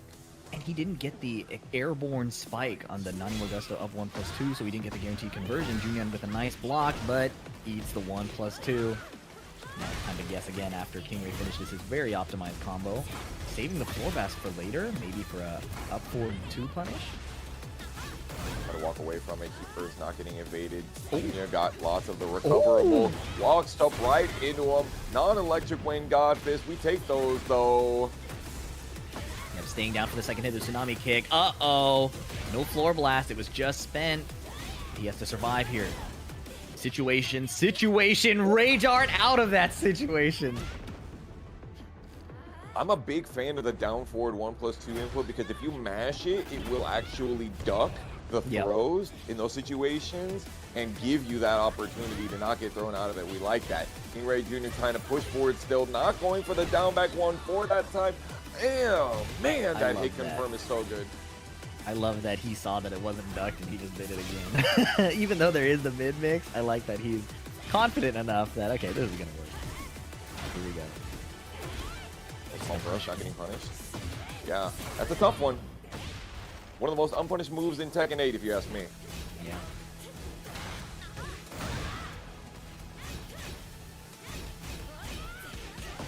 Okay. Junior in a great position, but overextends with just slightly. I think that was the heat burst input, and Can will launch that. Unblockable, clean wall splat. Absolutely nasty work from King Ray Jr. Always aware of his surroundings. Ray Shao Ghul taught him well. I think there were like 2 or 3 situations where I was so confident that Junior was going to win that, and King Ray just locked in. Few missed punishes, confident on strings that were duckable. He didn't care. He just kept rocking it. And I think that not only is that scary because Asuka has genuine string mix in this game, but I think it was round 2 or 3. He was confidently ripping the down 1+2 and perfectly supplementing it with the full charge down forward 3 from crouch. Yes. The existence of that move changes Asuka because yes, it's just chip, but it means less down 1+2 she has to hit and advantage after. That move is a big problem, and King Ray uses it very well. Sure, I was talking to Fergus about it in Puerto Rico at First Attack, and same thing. You know, there's a textbook on what you want to do with this character right now. Tries to go for the down forward 2 after the counter hit, going for that good stuff, but not quite. Does have the spacing though to get this launcher as a consolation. Oh, would have been a nasty high splat. Cancels the charge early this time. Plus frames into down back 4. Slightly slower low, but keeps some high evasion. Great choice if he were to do, say, an electric out of that situation, for example. There it is, gets it. If at first you don't succeed, get it going. Funeral Palm to get the higher wall. Bing bop, boom. For those who don't know, King Ray Jr. hitting a high execution conversion there. Full crouch down forward 2, counter hit, and crouch cancel, standing down forward 2 to convert. Not easy to do. What a King Ray Jr. round, but don't leave Reina alive. Healing is a big factor here. Cisco players are going to get mad at King Ray Jr. for not doing the down forward 3 in that stitch. Definitely could have killed easily. Going for more of those full crouch down forward 2s, and yet again sidestep 2 not getting punished. Whoa! Sidestep electric. No wall break. Wow, he made the comeback! King Ray Jr. played that so stable. He played that so stable, backing away when Reina was in heat, down jabbing out of her pressure, just trying to stabilize, and Junior still found a way to bring it back. Very impressive. Absolutely. Junior knows how to make you keep having your back foot receding. Junior pushing forward up against the wall here. Beautiful sidewalk. He lost the wall position again. That's tragic. Shame, but they're dancing back out. 30 seconds remaining. Anything can happen. Heat on the table. Rage 2. Long range, but a uncharacteristic miss from Junior. And the up forward one from Asuka is a high. We rarely see that come into play, but Junior crushed it. Oh, missed punish, but then he found the down forward 2 anyways. Why did he do What the back heck? 3? I'm so confused as to why he did back 3 as a punish at all, but you got the round, so GG, I guess. Yeah. He knows something I don't. I really do not know. I really have no idea. Okay, Junior dancing out there. You finna know about this electric ring god fist to your teeth.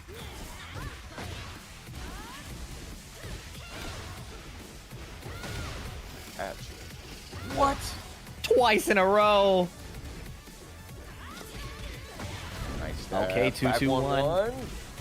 That's the exact Excellent. time you want a wall break. Oh my goodness. Again. Okay. And we got 50 damage off that? Yeah, double wall break, messing up the scaling, choosing a different ender just to create a favorable situation with punish. You can convert that. Yes, sir. Oh, Get up yes. there with the tornado. Oh, what? Did that wall break or not? I saw lots of wood on the floor. It didn't. King Ray Jr. gets the wall break. Do we see a tornado? No. Oh! Brother. What in the world? I hit him! Yeah, he was doing the stance back sway. Couldn't block out of it. That's crazy. I was Brother. sure that that was getting blocked. But he did a stance transition and it hit him out. I can't believe that. There's a reason we call him King Rage Art Jr. There it is right there. Even if he had charged up the Rage Art, I think he still dies from a throw because Junior had the Rage as well, but that's a damn shame. By the way, shout outs to TNS9, Just a Spirit and I getting to do the top 8 of the team battle, having to commentate King Ray Jr. versus Junior. PDX not dropping a one of them. We like that. Give it up for my man, the analyst, PDX right here. I'm going to go back to the scoreboard now. Kaplurf taking it 2-1 over Prophet Noada. We're going to see Kaplurf versus Pokechop since Pokechop took it over King Surbot. Okay. Aim 2-1 over Real Nasty Beetle. That was a loser side match, I believe. So elimination there. And NYC Bruno with $5 of a direct contribution. Sorry, just had to make sure we got that in there. Appreciate it. Heavenly 2-0 over Lunar. And up next we have Kaplurf versus Pokechop. Oh boy. And other in our bracket, we also see Nomar taking it 2-0 versus Angel Infamous. That's the player that we got to see earlier. Yep, Cheese Yoni taking it 2-1 over Sergey Stroganov. Sergey, I appreciate you. Hit me up in the Yoshi Discord, man. I got some glue for you to sniff. Young P taking it 2-0 over P-Ling, putting Wow. P-Ling down to losers before even the top 8 qualifier is definitely not on my bingo card. But Young P showed himself really strong with that victor early in Tekken 8, and every now and then he pops back up and just zooms straight into top 8. Young P's playstyle, for those who haven't seen or fought him, is super streamlined in delay timings to get the victor counter hits, you know, unpredictable mix-ups, ducking out of EI stance. I could go on about it forever because I keep losing to him. But here we have Kapler versus Poke Chop, 2 players we've seen earlier on the stream, now fighting in top 48. We know exactly who all of our winner side matches are going to be top 8 qualifiers, this one included, top 16. Look at Chop just sending his entire chest. You can see the shoulders shaking even online right now. And Kapler simply got mixed. There's really no other way to say that. Sometimes you just gotta guess better, especially when you're fighting the man with more range than anybody else. But Jin being able to launch the forward 4 is huge. Remember that Fakumam's lows, by and large, are minus 14 or worse. There's few exceptions. So, great capitalization on that punishability by Kapler. Kapler doesn't go for the key first right there. He feels confident that he might be able to use it later as a defensive tool, maybe. Nice flash duck under the throw. Okay. 2-1ing, trying to keep it simple. Oh, damn shame. And then the 4-2-1-2 Garuda force. Kapler just hesitated a little bit on that sidewalk, but who can blame him? Yep, you step left against the standing 3, but if you're a bit delayed on your timing, that tornado kick could realign the big mid. Even if it's not the guard break version, it is scary. No punish in the mid, homing. Kapler walking himself into having his back towards that wall. A little scary, brother. Not my favorite place to be, but he might know something different. Parry into Can against the running 3. Another great option against Fakumam. Jin having some nice options against this character. I like how Kapler just stands right back up. We talk about getting back on the horse. Don't let these losses do anything to your mental. He's such a good... Oh, he doesn't do back to 1? Hit confirmable? Like counter hit maybe? Question mark. Oh! No conversion? Aye. Brother, the man you already know has got the shield up on his stream. Poke Chop, no round brown for game 1 there. I really thought that I saw strength from Kapler in rounds 2 and 3, not so much in round 1. But Poke Chop really knows how to stay calm and cool. Yeah, I think there was some pain points that Kapler was dealing with that may have looked surprising, right? So, like, for example, Kapler loves doing Zen cancels from a distance, kind of playing around with the spacing a little bit. It's not that much like a backdash, but just created some uncertainty, and then Poke Chop just kicked him. So it's like Jin did not have that much leeway to do what Kapler normally likes to do, but leaning in on that punishment, making some more confident call-outs against the mix-ups, that's going to be the way to go. You may not have the ability to space as well, but you can hit him hard when you guess right. For sure. Oh my god. Man is blue, and if you sidestep, he's gonna die. Poke Chop not ducking under the second hit tsunami. Any such cases? Right, and Jin only getting these small 2-jab counter hits is not where you want. Not what you want to be doing. Oh, he found a way to make it work. I'm eating my words. He found a way to make the Zen evasiveness work. Ay. Walking past me. While standing 4 there, I mean, I guess it would have killed no matter what, but you know, Chop, we expect more. We expect optimization. Nice duck. There we go. While standing 1-2, it hit confirmable. Chose to just send it. Nice. The 4-3 is good yet again. Nice interrupt. There we go. A bit more damage. Something chunkier than just the 2-jab. It could be a standing 4. It could be down forward 1-4. Just, you know, getting some way of getting more reward because you know Fakumam's going to swing at you. It's not favorable to guess all the time. You need to get your reward. There it Good is. spatial awareness on that. And as well, at the beginning of round, damn shame, Poke Chop with his back to a wall now, all the same. Kapler getting away with murder. Oh, he ducked the jet kick, instead of launching right away, recognize the wall position, crouch cancel 2-4. That is some sweaty punishment, and it's what we're looking for. He tried to launch with CD1, I think, but got it down jab. Okay, up for 3. Up is out of there. With the Garuda. Delaying string a little bit. Uh-oh. Clark. Yes, sir. I know you're going to finish that. For what reason do you think that I did not go for the parry? Beautiful. Flurf. The Flurf showing ways that it can be very favorable.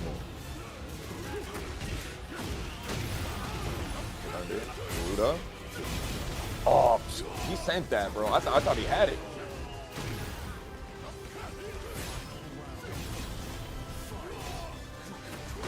Gale Force is coming at you. Shades of Landon D. And here we are, hit it or quit it point right now.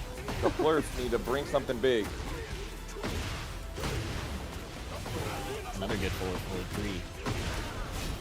Have to go for a simple wall ender here to keep his advantage. So he's on the floor break and eats an up forward 3 to the chest. Moving a little too much here. Poke Chop changing up all of his options. And Kaplurf not able to adjust in time. No parry this time. And Kaplurf was aware. Hell Sweep is a fantastic choice. With the Brave Savagery getting the floor break. He has no recoverable health, but he did get Chop to eat this back turn combo. And then the 1-2-1 for hit confirmable last hit. Chop has been showing it throughout that set and the previous set that we saw on stream. Used it in just the perfect moment right there. And now he's going to be our first winner side top 8 qualified. Kaplurf demonstrated some really impressive matchup knowledge, some really impressive awareness with that wall where he ducked the jet kick and crouch cancel 2-4. So there was some really good stuff there. But the early guesses where he did not cash out on being correct, I think really came back to bite him. It's not just getting your reward. It's seeing if you can de-incentivize the Fok from running those same options. And there is something very energizing about trying to go for a mix-up on a mix-up character, being wrong, and seeing your opponent fail the optimal punish or fail to punish you for it substantially. And that can give you momentum. That can make you excited to just do it again. Right, like the 3-1, I think we're talking about the same interaction, right? Getting the deep kick high, trying to get the wall standing 2 and not catching it. And Chop, you already know he's grinning like, you think you got those, but you don't. And Kaplurf in game 1 sidestepping left against the standing 3 teep kick into tornado kick. So mid into mid with the spin. But he was late, so he sidestepped, did a delayed button, and then got counter hit. So it's like those tiny things where you're making the correct call. Falkenraum demands you to be so sharp because you're not going to be right very often, right? And getting the damage, slowing down your opponent's offensive flow state, all things that are crucial. And so Kaplurf has the sauce, he has the optimization, but accessing it immediately against Poke Chop. Multiple mountains to climb after just labbing the punishes. Yeah, for sure. Chop definitely had his offense finely tuned, and Kaplurf as well. But when you have that mountain up against you, and you take the no round brown in game 1, that's a tough one right there. Down in loser's side, let's get another look. Joe Crush and P-Ling are fighting. They're duking it out. I'm sure one of them is streaming. TK God P-Ling on twitch.tv, and the original Crush. I think he changed it back to Joe Crush TK, if I'm not mistaken. But that's a crazy one. Usually that's our grand finals. Joe Crush versus P-Ling, or Joe Crush versus King Ray Jr. But then both being each other's gatekeeper, not even loser side top 16. Like, they each have to win 2 more sets after that to be able to get to loser side top 8. Yep.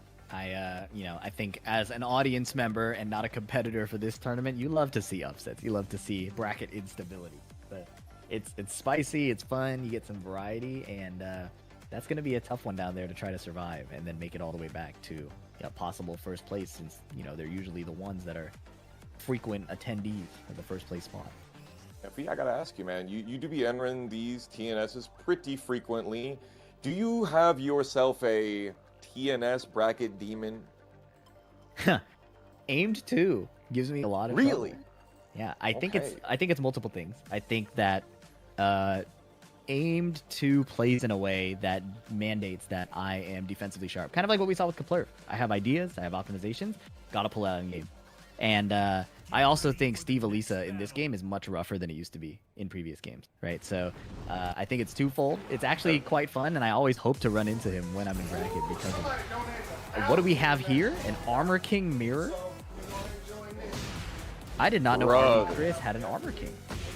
That's what I'm talking about. RV Chris has been, whenever a new character comes out, he always gives them the old college try. I mean, just like he did with Clive, and he had stuck on the Clive for a long time. I know when Armor King came out, he was rocking the Armor King for a bit, and to see that he still likes him, I like that a lot. RV Chris, for me, he's one of the most active players that I know. Like, he is always moving. You will not see him do that thing that King Ray Jr. does, where he just stands still. Backdash sidestep, triple Korean backdash, you see, as I'm talking about, like, you are not going to catch him not doing anything. Beautiful dark upper whiff punish from that Tekken, though. Yeah, that is what every Armor King player kind of dreams of. Whiff punishing like that. That was quite clean. What in the world was that option? Oh my goodness. Another one. That's not even the first time that we saw it. It was literally the same thing that we saw in one of our first Armor King matches. Sidestep right, down forward 2 from the full crouch, out of nowhere. Now that's a dopamine button and a half. Back 4. Ugh, another one. Yeah, I think for people trying to pick up Armor King or understand him better, the individual moves definitely have pain points, right? Pretty steppable if your opponent has a good read on, you know, your timing and what button you chose. But Armor King has so many buttons. Back 4 coming out at a slightly different timing. Down forward 2 being a counter hit launch. The list goes on. You know, down back 3 being seeable, but it's just on the fringe. Sidestep hop kick is demonic to try to fight against. So I think that it's important to keep your options fluid as an Armor King player. You can't get too locked in on one idea or something you want to do. Plus frames, out of heat. Sexy bad Jaguar stance mix right there. Actually, I think he could have killed if he just delayed the last hit of the 3-4 string on the wall. But RV Chris, well known for being a super high execution, high optimality when it comes to his combos.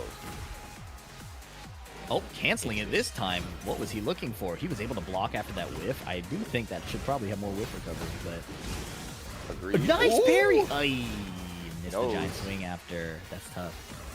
That is unfortunate because you literally just have to hit 1+3. You don't even have to go for a full giant swing. Oh, no, wait, you do, and that's it. My bad. Yeah.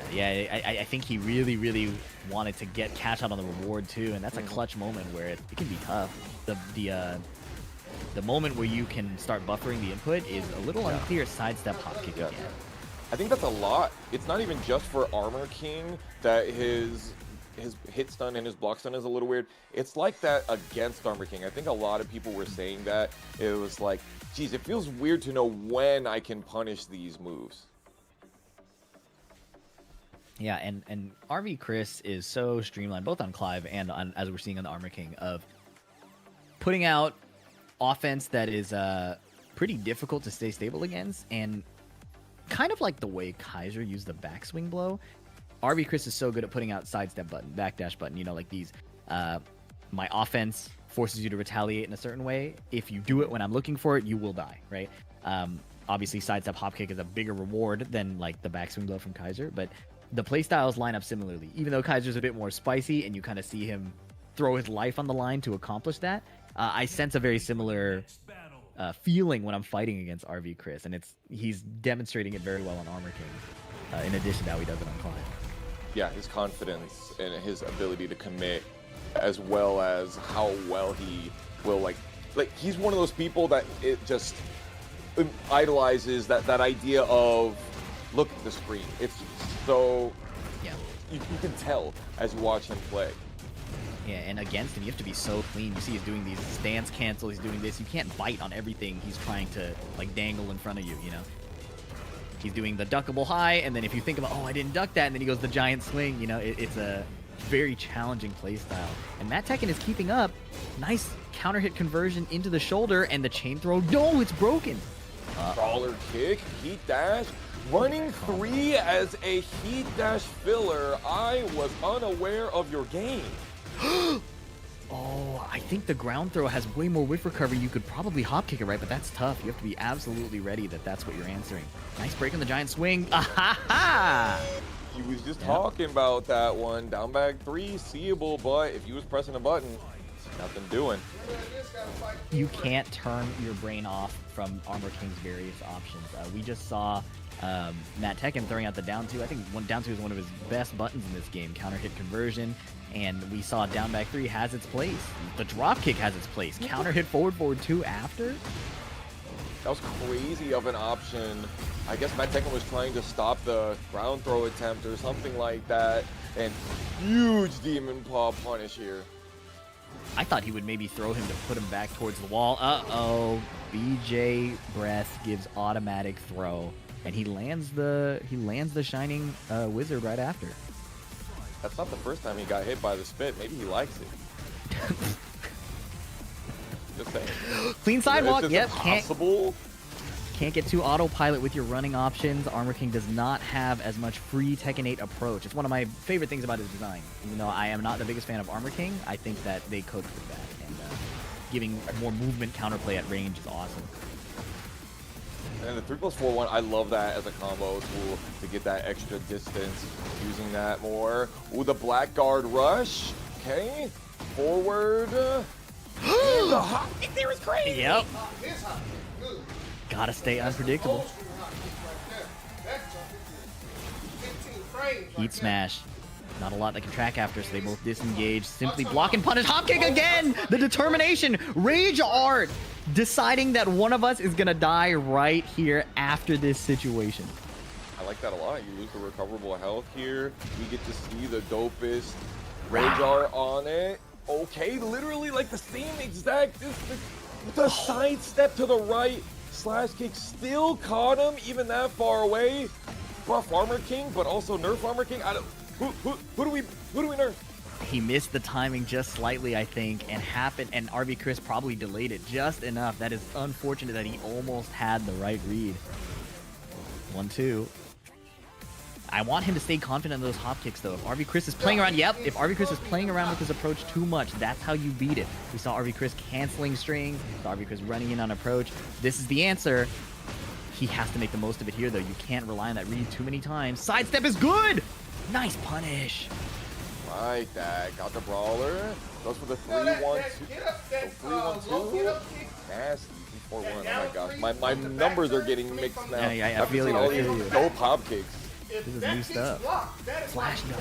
Oh, I like the hop kick, and he didn't get punished much for it. The sidesteps right are not clearing the running 3. There are other threats, of course, so it's not as simple as just sidewalk right. There's the homing options, 4-4-3, etc., etc. Chain throw, still broken. Uh-oh. Hop kick again!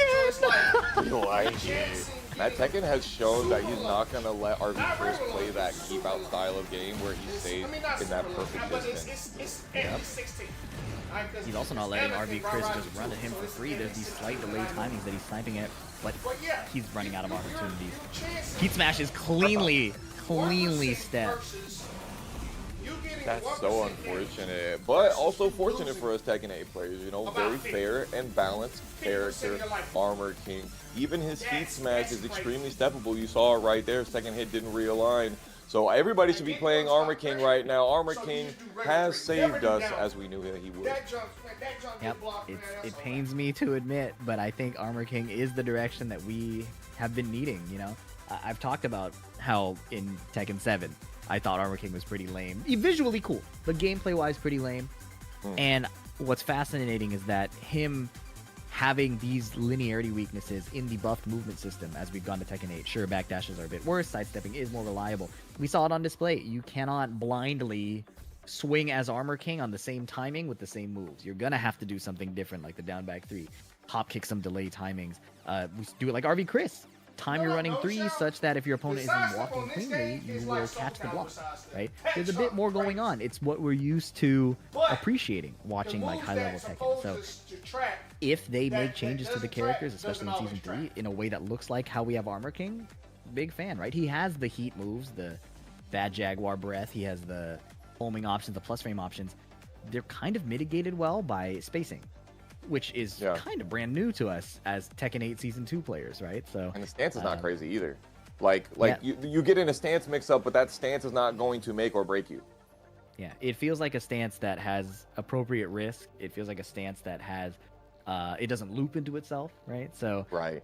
big fan of that. And we saw RV Chris do some Yeah. saucy things, like put himself in back turn, do some setups there. That's like, it's not unreasonable, right? And so, it's, again, it pains me to admit, but I do enjoy the way Armor King is moving, and I hope that other characters start to move a little bit like him, have a bit more weaknesses, a bit more counterplay.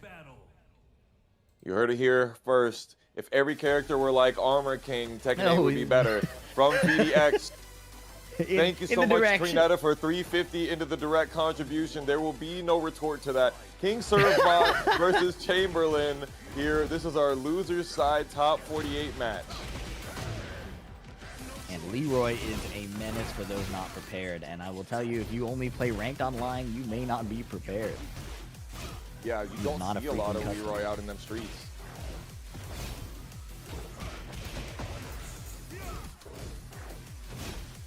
King Servbot is also a menace in these brackets. Like, he has some great clutch factor. He doesn't seem to succumb to nerves. Like, really, really difficult to fight when he's feeling confident there all the time. You're definitely right about that. And not to mention, he likes to have fun. And those are some of the most dangerous Tekken players. That they're having fun when they're on stream, no matter if they're in grand finals or if they're in top 48 league. Wonderful punish from the Chamberlain here, and a counter hit low into Heat Dash, looking to close it out unless he wanted to win a few more interactions instead. Okay,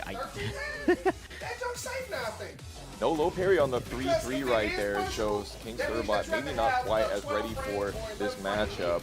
King Servbot, though, does get the nice hop kick launch. Perfect strong aerial tailspin into the extra booty. No, he tried for the piggy tech, but Chamberlain knows better. Oh, I heard a reversal break, maybe a parry attempt or a punch parry attempt, but now he is dying for it. 1 pixel. 2-1. It doesn't give the last hit of the string. Instead, shows that the string is ending and then down jab if you try to take your turn after. That's a diabolical mini setup to end the round. It is. Yeah, it's like a timing mix, but also the no mix-up at the same time. Very interesting. Goes for the full crouch down for 3-2. Nasty work. How dare you? Whoa, he stood up and the grounded hit went off. I did not expect that to hit bear legs. When's the last time you hit a bear with a low that close range? And it actually hit all 3 hits, by the way, too. And an amazing call out on the bear throw, right? That mix-up is really, really obnoxious. And what is the Earth doing on the ground? I didn't know you could get the globe there. How did that get there? I've never seen the globe in the middle of the square. I apologize. There's a match going on, but that was brand new to me. I've also never seen that. I have no idea. Chamberlain taking game 1 over King Servbot pretty convincingly. It was very conservative. King Servbot got a couple of good hop kicks right there, but we didn't quite see the style of King Servbot that I was preparing chat for. We didn't see a lot of that loosey-goosiness. Yeah, it could be unfamiliarity against the Leroy, kind of restricting how creative you can be. Knowing, you know, your windows of opportunity is quite important if you're going to do some fun, silly stuff. So, Chamberlain in a great position to hopefully advance. Is this a qualification or is this further down? It's not, actually. We've got 2 more sets to play after this one. Winner of this plays versus Prophet Noada, second best Hwoarang player in Florida. King Servbot versus Chamberlain, game 2. Jumping again over the down too low. We saw that challenge before. If the bear is in hunting bear stance like that and you have a situation where, you know, you do want to challenge, usually it's just pick what button will get him out of the stance. But if you're going to try to hit him low, it can be a disaster like this. Oh, the second one is duckable, but like I said, King Servbot is having fun. And the following up on the first one wouldn't have gotten the kill, so, you know, it was a reasonable gambit. Like, if you're not going to duck this, this will win me the round. Bro, the 4-4-2-2 there, Chamberlain believing in that option, one of those big dopamine buttons, really forcing that mental stack. Hunting bear stance, this time Chamberlain has the ball. He tries down 2 again. This is an interesting option he's insisting on. Gets wall splatted after that. Okay, bear shooting star. Bear shooting star. Lot of recover, a lot of chip damage on Chamberlain's side, but negated it all with this heat engager. Dylan, are we going to see some chain punches here? King Surbot trying to push forward as many plus frames as you had. New Chamberlain, finish your food. Oh, and finds the stance punch Sabaki. Clutch, because dropping that combo must feel terrible. He stayed locked in. That's really important as a competitor. Oh, could have launched. Take this. My thoughts, maybe that was a down 4-2, 1+2. Maybe the block stun ate the down 4-2. Oh my god, he sent that whole string feed in one more round. And he's got it over King Surbot. Clearly not letting any of these small lack of optimization slowing him down whatsoever. He's continuing to steamroll, and this is fantastic. It's the exact skill set as a competitor. Hop kicking, or I mean, orbital over the low. That's fine. I would rather eat whatever I just ate that knockdown than that unique bear getup that gets me tornadoed. So dumb. Nice throw. King Surbot eats the unique bear low and a lot of counter hit damage. Yeah, and it's all permanent too, right? So the Chamberlain can't get that same heat engage heal that kind of bailed him out of the last situation. The came low. Oh, he got cheated. Finish it with the heat smash. We like that. Chamberlain, Central Florida's own, by the way, taking it over King Surbot.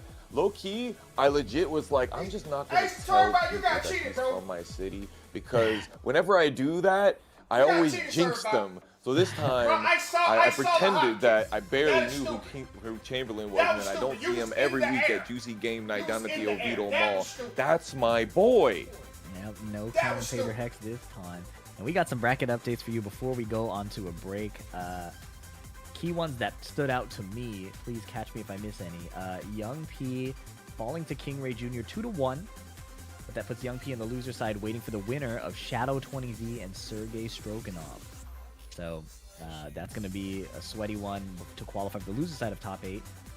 Prophet has eliminated Kaiser, who we saw earlier, and will now be playing the winner of the match we just saw, which was the Chamberlain. Oh yeah, Joker, I'm in top 8. I gotta fight. And aside from that, Joe Crush is fighting Junya now, where Nomar is waiting for the winner of that. We gotta fight. Yeah, lots of sweaty matches. I like these high attendance stacked brackets. It gets real sweaty real quick. Yeah, we haven't seen the Titans, all 4 of them, for a while. We call them the Titans of Tekken Online. Joe Crush, Shadow 20Z, King Ray Jr., Key Ling. And they're all in attendance. And almost all of them are on loser's side right now. Yeah. Shadow 20Z going out early to a player, I don't know even how to pronounce this name. It's Ira, Eyerah. Not familiar with that player at all, and that was the second set that Shadow had to play. So he's been on a long losers run so far.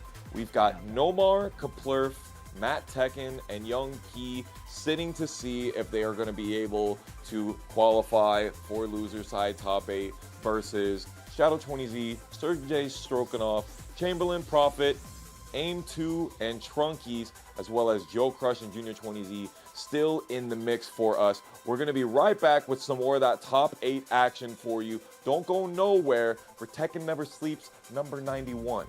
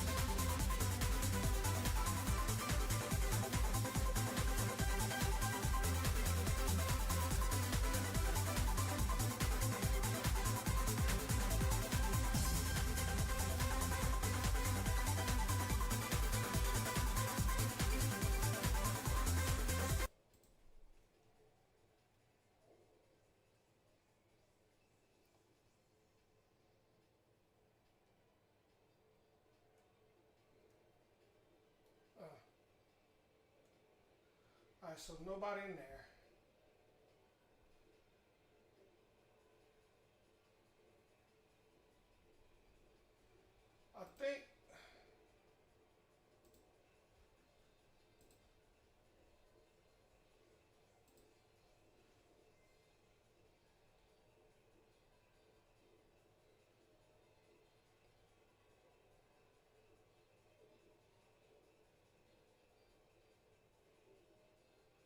All right, so P-Ling is out.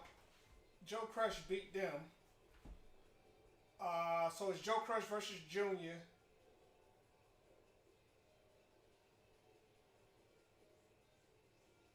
Then Young P versus Shadow. I don't know where these matches at.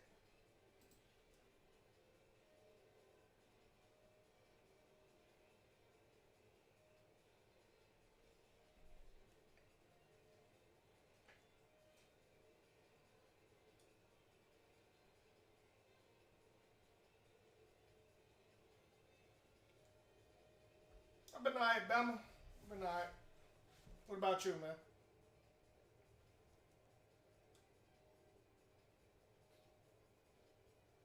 Alright, so we're gonna spectate this. This is to make it to top 8. The winner of this is directly in top 8. Then so you been a gym rat? Shoot, man, I gotta get my butt back in there myself, man. At least I can do some exercise at home, like just regular exercise should do something, you know. Get my wind back. Get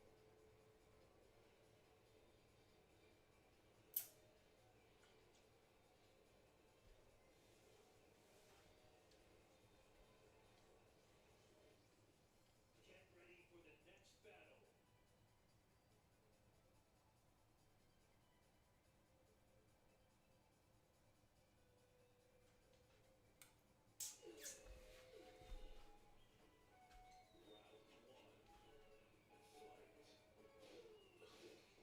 Say workout 24/7. That's the name of the gym.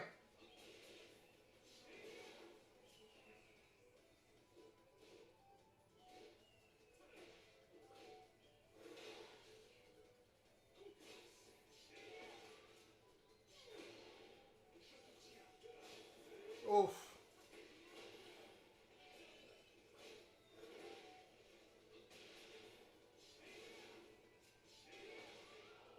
Dog, this character here is so cheap, dog.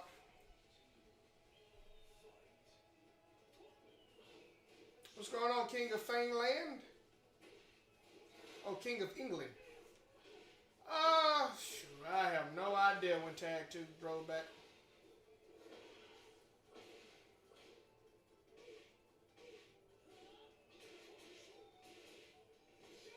Say it's like 20, it's 24 a month. Yeah, I paid 20 a month at Planet Fitness. Planet Fitness, I believe, is back to 24/7. It's 24. It's 24/6. It's 24/6.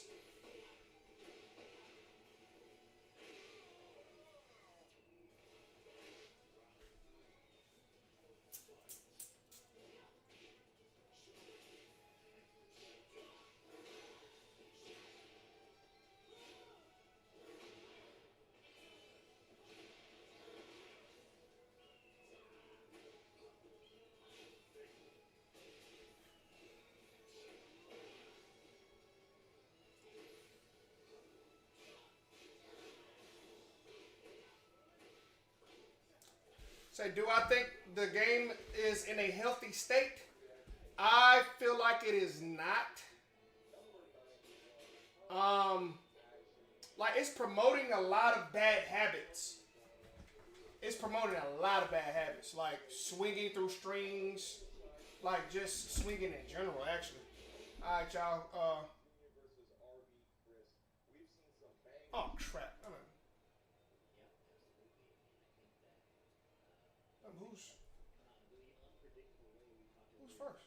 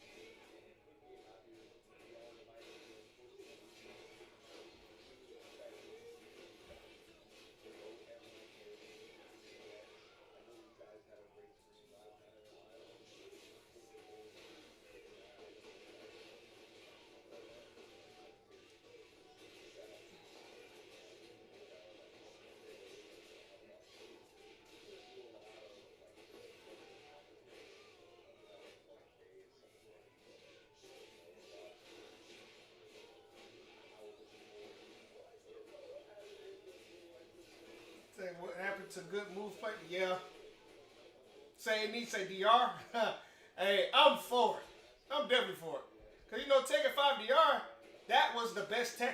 My favorite Tekken is Tekken 6, but no, actually no, DR is my favorite Tekken. And then 6 is my second favorite. But 6, I was in my prime. But I was very hard to beat in 5DR. I was very hard to beat. But when Bruce got his buffs, I became a monster.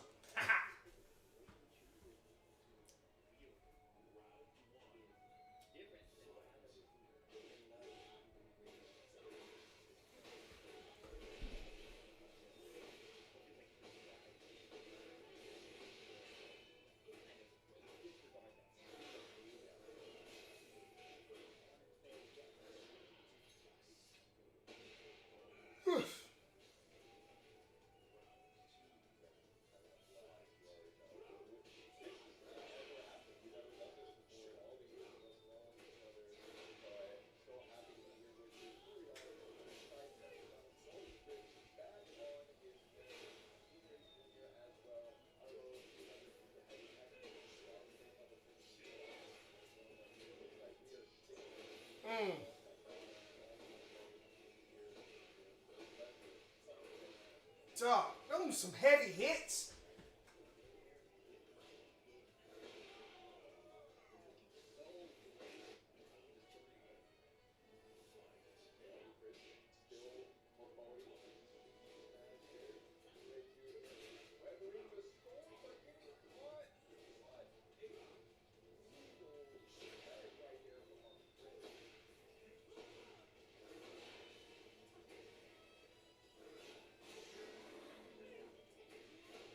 Dog, that move there, man.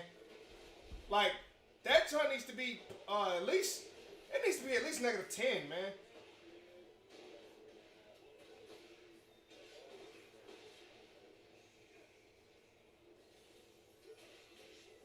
Because that joint with her, I feel like that move is like 12 frames.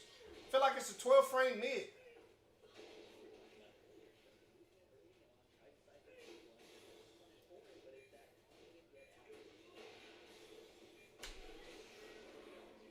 I swear that joint's got to be 12 frames. Like, it's so fast. And even, 13 is still so fast. And she has a 13 frame heat engager, y'all.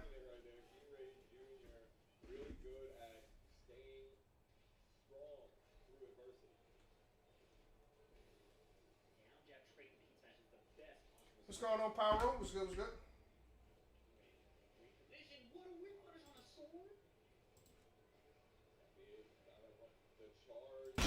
Not coming through. No icicles coming down. You will not put me on ice. King Ray Jr. is on fire. Plus frames. Chooses to just back off. Instead playing a favorable spacing. Cloud's got the sword. Asuka's got to punch me. 1+2. Wow, challenge. It's like punish again. Chooses not to go for the key dash. Unfortunate, because now RB Chris is the one that's getting all this momentum. Yeah, nice. Spent all the wall hits, so we had to go for that. There's not much other option there. Uh-oh. Get over here coming out. Oh, he decides he's gonna just dash up on it, dance in your face, canceling a little bit. He's got plenty of life lead to spend. Yeah, RV Chris is, look at this, just keeping it completely chill, not giving any openings. Never mind, he mashed. Oh, is he gonna get the Rage Art here? Strong aerial tailspin? Surely he does. That, I heard that groan from you, and I'm sure RV Chris mimics it in his own chair right now. Thing is, he was cooking too until that exact moment. Now, oh, what a block! That was good. Fair. He was cooking. He really was. Honestly, he had the life lead ready to go, but he was fine as long as his back wasn't to a wall. He was like, I'm gonna move a little bit, stay range 2 or so, but not allowing King Ray Jr. get enough space to like get a running or a big like full crouch startup or something like that. But RV Chris, he made a gap, and King Ray Jr. found a way. Yeah, chat, if you're paying attention in the next game, watch RV Chris's movement. He's staying at a range where the sword is still a threat, right? Like Foxcom was saying, can't just freely run in on him because there's still the threat of his buttons. But it's become clear that his intent is not really to do much. He's moving, he's threatening. Oh, never mind. Well, it's a new character, so we'll see how he does it now. You can watch back the first game and look at what I'm talking about. Now we're going to blank canvas, Armor King, Infinite. Wow. Counter hit authentication. Yes, sir. Spitting that hot fire. Will we see King Ray Jr. rocking the Dragon Wheel kick in response? We shall see. That's 95 damage for a counter hit in the open. Charged Mexican uppercut into the heat smash. And a giant swing is good. Hiding it with a bit of forward movement, making it less obvious whether it's Shining Wizard or the giant swing. Not ducking under that. Beautiful missed palm thrust yet again. Gonna go for those. And while standing 3, not happening at all.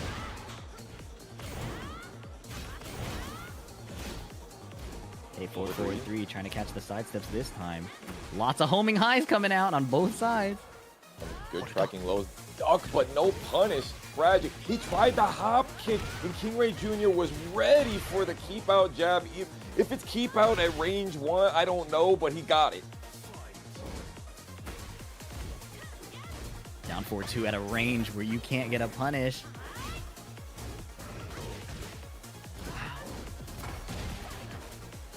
What do you think about that? It's the exerciser.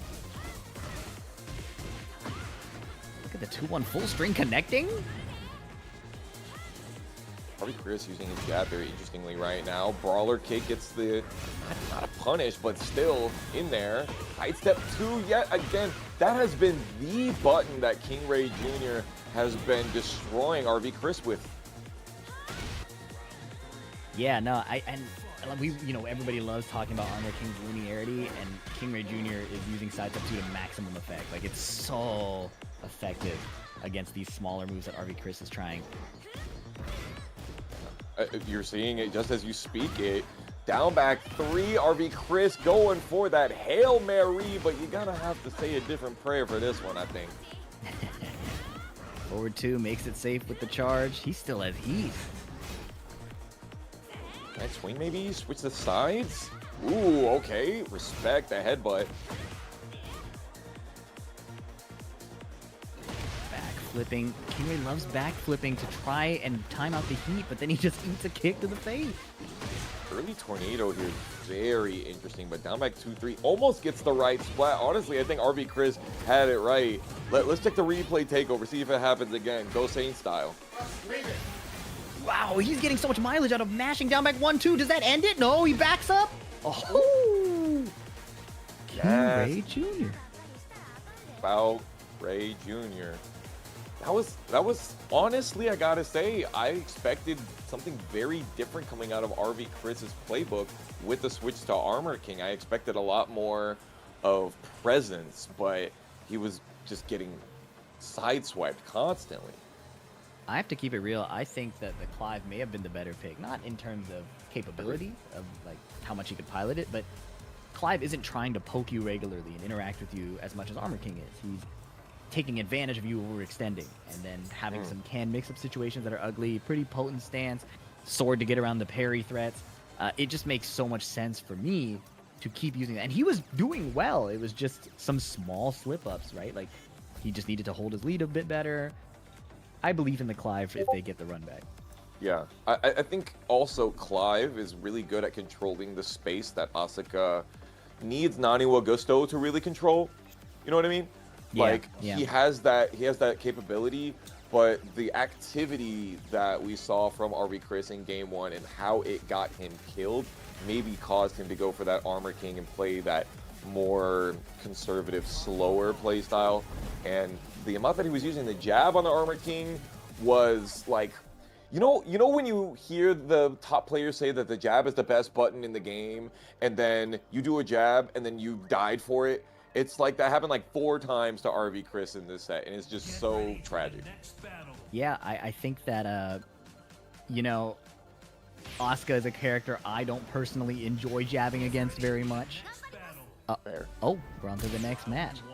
Well, Elisa, honestly, is a character I don't like jabbing much against either. Elisa versus Falcon Ron. Poke chop versus Cheese.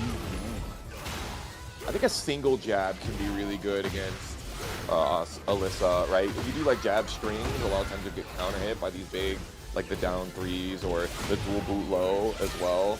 But it's definitely a tough dance here. She's only got a lot of HP to make up here. Ooh, good call out on the back three. You know, Elisa loves sidestepping, so reasonable that he could assume that poke chop would try to call that out. Brother, didn't go for the heat dash right there. Honestly, think that they were close enough that they could maybe heat dash, get rage art, maybe make the life lead. No, before not getting punished. We talked about it before. Needed the hop kick there. Need to capitalize. It's a bit of a tough punish, but he closes out anyways with some chainsaw offense. As Chizioni is wont to do. Chizioni probably one of the most chainsawest Alyssa players, and that's saying something. Yeah. I mean, I think that, you know, leveraging the power that is offered there is important. He's a bit slow on these wall standing twos. Again, precision against Fakuram when we're given the opportunity is so important. Back three catching the sidewalk this time. Caught you looking at it. Got it. There it is, the quick trim.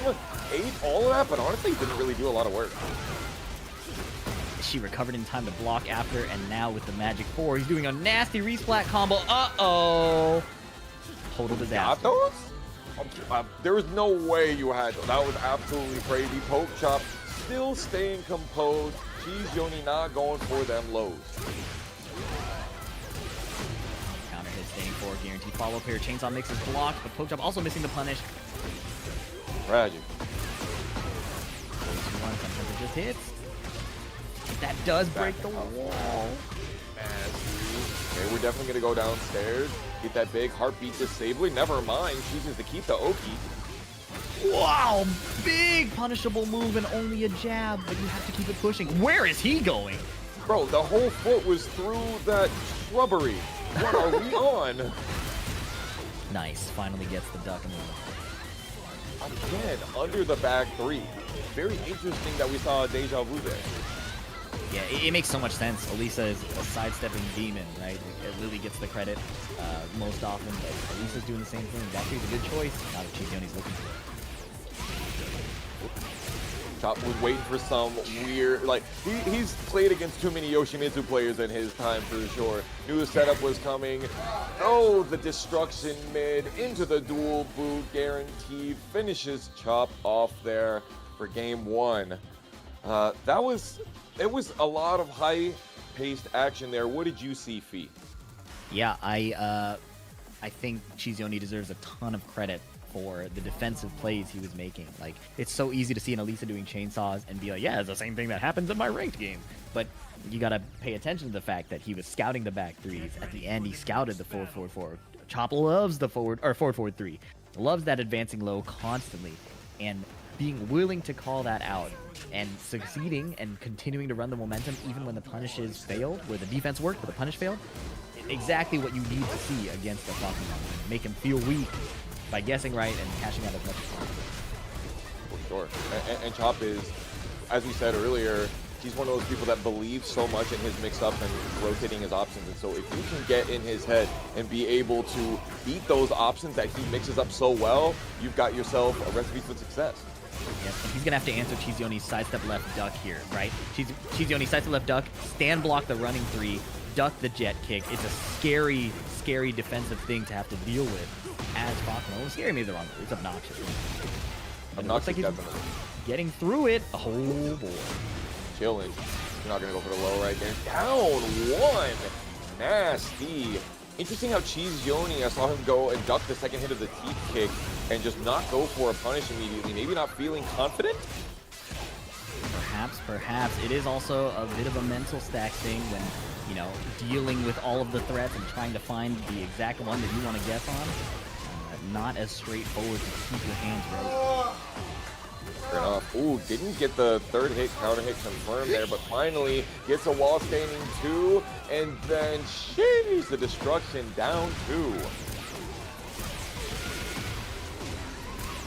full crouch low. Ooh. Again with that side step. low carry that you were talking about. That's up on Doug.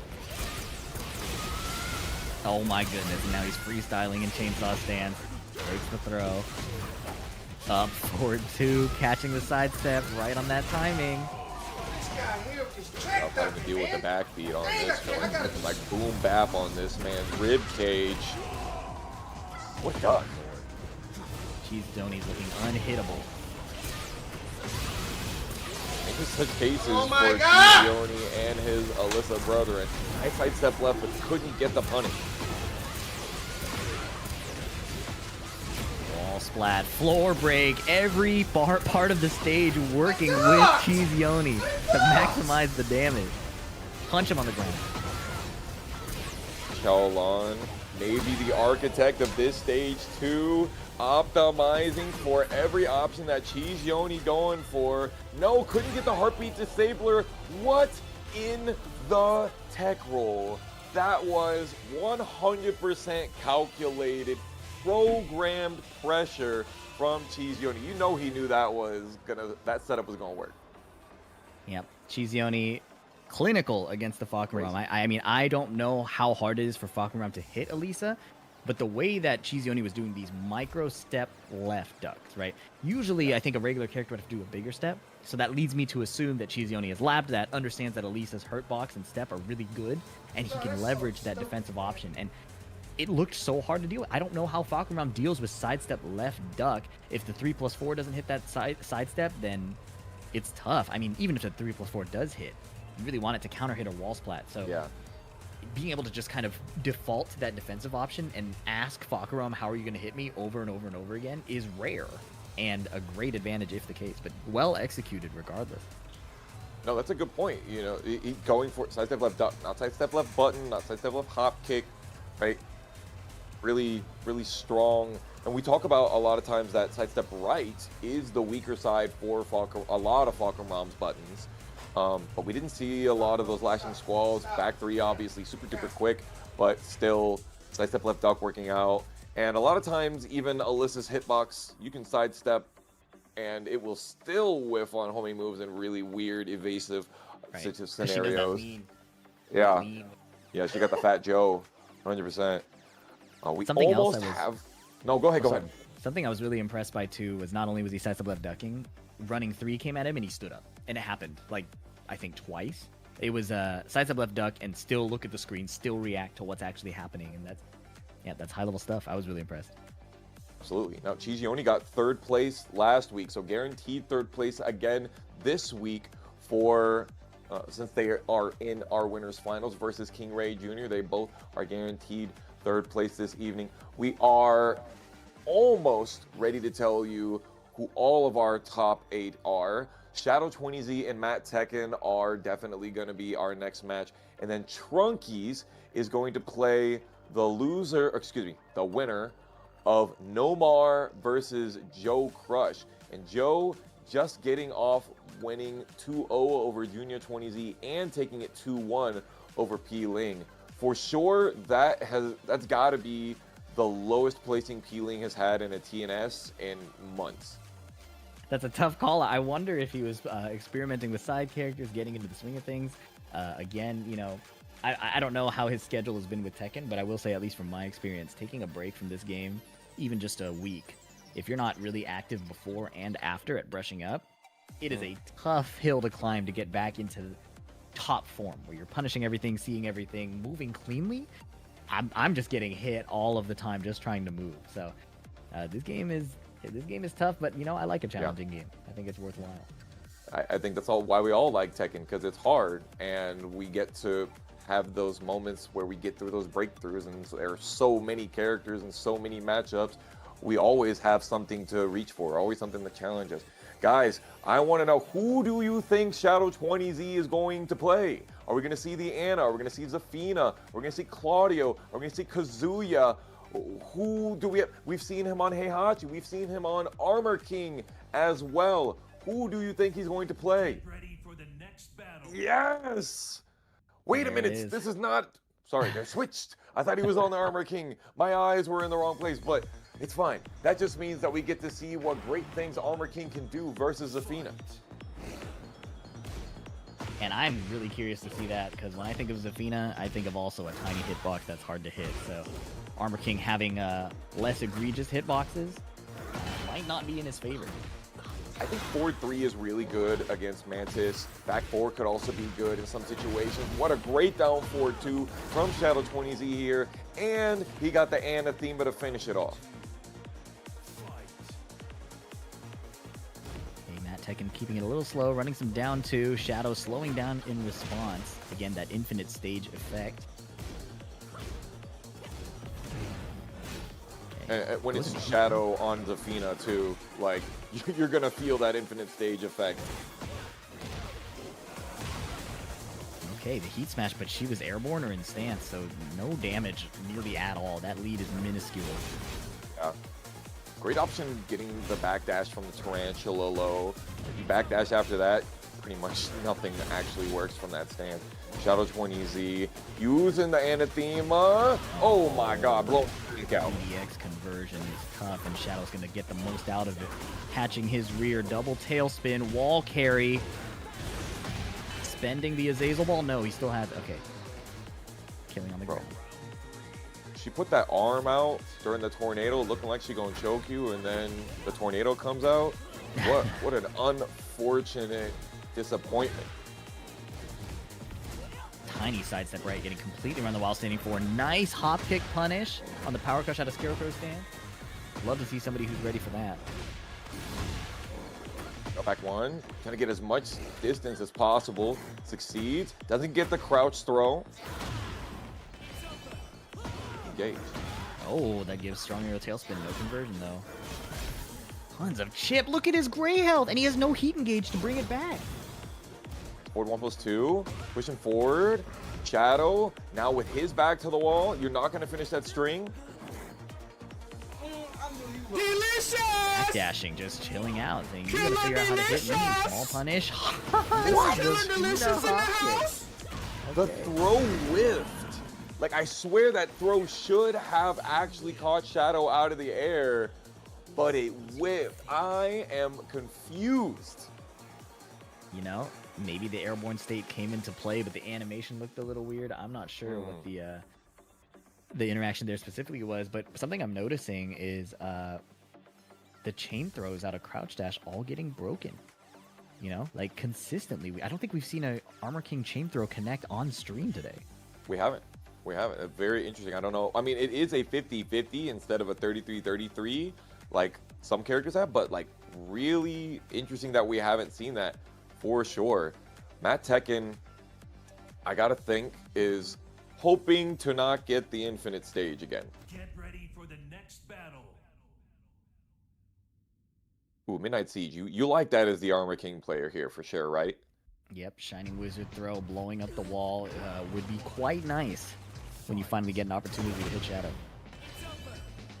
41 damage in the first 2 seconds is unfortunate. And then Heat and Anathema. Yep, he tried to hit the BJ parry after the heat engage, but no dice there, and he has a big mountain to climb to get this round back. Shadow has definitely got no wandering eye here whatsoever. Keeps it close to the chest. Sidestep left working at that distance is perfect. Okay, connects the heat smash. He needed that, but gonna have to do a lot here. Have to rob Shadow somehow. That's a good way to do it. Whiff into hop kick. You gotta dig deep into the bag to find a way to rob Shadow. Like that, the wish punish. Beautiful. While standing 4, one of the undersold tools in the King and Armor King set. Okay, while standing 4. It's nice to have a button that you know is gonna punish the Scarecrow down forward 4. Chunky too. You know, it has its own hit spark, which means it does more than 18 damage. Must be nice. Oh, that's the exact number. That's awesome. I didn't know that. Oh, but his legs are getting pieced up. Yeah, that low specifically out of Scarecrow has been catching Matt Tekken backdashing a lot. Looking like Shadow is seeing, you like to disengage. We're just not going to allow you to do that at all. Working the legs, but that's not going to hit her when she's down there. That unfortunate. Which is really interesting because Shadow is usually the one playing the patient game in the back. Ooh, wake up brawler kick. Please blow up this wall so Shadow can't. Yeah, I was thinking about that. There's arguments to be made for spending the wall, saving the wall. You know, I'm never gonna hate somebody for spending it just to deny the opponent. But could have saved it to maybe do a Shining Wizard, because now, well, he's dead. That doesn't really matter. Yeah. Another hop kick saving him. So I think that's 3 hop kicks for Shadow and only 1 for Matt Tekken. Okay, conversion off the counter hit low. Don't see many of those these days, so. Uh-oh. Zafina does a chunk of chip. Yeah, but she takes that amount as well when she's not in heat. So it's like balanced technically, question mark? I don't know. Right. Black Pharaoh don't come at me at all. Big whiff punish. That hop kick. Nobody home. And a clean 2-0 from Shadow. Staying alive on the loser side, Matt Tekken having a pretty good run so far. Nice to see some Armor King represented. Had some great moments leveraging Armor King's like robbery style in addition to the regular style. But Shadow stayed on top. He kept it looking really, really clean. Yeah, he leaned on his backdash just way too much. But like in the Tarantula stance transition, when Shadow would go for the Tarantula low, Matt would he'd get hit by it, backdash. It beats most of the options, but he didn't have anything to be able to do anything about that when he got the opportunity to get a punish. He didn't get a tornado opportunity. Most characters only have like 1 or 2 buttons that can do anything in that situation anyway. But when you're up against Shadow and you lose for that, those are great opportunities to hit the replay takeover button afterwards. But good showing. Matt Tekken, I met you out at East Coast Throwdown couple years ago. Loved seeing you then, love seeing you now. Hope to see you again in our top 8 as well as at a future event. Manifesting East Coast Throwdown coming back in 2026. Yes. I think the regional events are so hype, and I really want to see more in general. I think that, the majors are obviously fun, but the energy at regionals, the kind of accessibility, the fact that you see names that you usually don't see at the TWT, top 8, top 16, etc., top 24th. I think the community benefits a lot from the regional sized events, and ECT coming back would be so cool. I always hope for things like Northwest Majors coming back, tons of these smaller but still very serious and involved to organize events. Would be so great. I know it's a lot of work, and I know they're expensive, so it's more of a hope. I was more talking of a hope to than a demand. Who was I talking to? I can't remember off the top of my head, but a tournament organizer. Oh yeah, my boy, King Kai. Talking about how, like, think about, you put up this investment and you wait all the way until your event actually happens to get any money back for it, right? Like, you have to have so much capital. Think about just getting the venue, not even getting Wi-Fi. And if you've watched any of DeBailey's tweets, you learn how expensive internet is at some of these venues. Just those 2 things alone, and we're not talking about paying for your staff and paying for their hotels and things like that.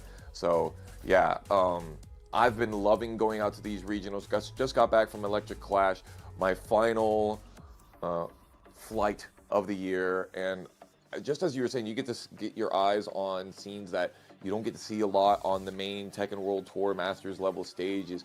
And as a commentator, I really feel like it's super important to be out there, because what happens when you're at Evo, you're at CEO, you're at Combo Breaker, and you see Matt Tekken up there, and you've never seen Matt Tekken before. You can't just be being like, oh well, I don't really know who this player is. When you have stories about those people, you'd be like, oh yeah, I remember I met him at East Coast Throwdown. Or Dracatus, yeah, they have this dope ass style with their fit and their hair, and they had this big fuzzy hat. First time I met him, always, things like that. You know what I'm trying to get at? Those are just as. Alright, y'all. This tournament match, I gotta fight Shadow off screen.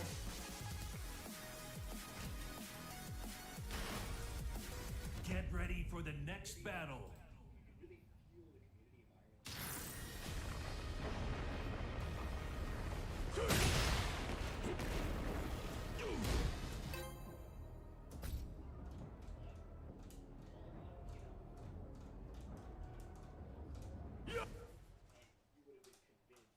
Get ready for the next battle.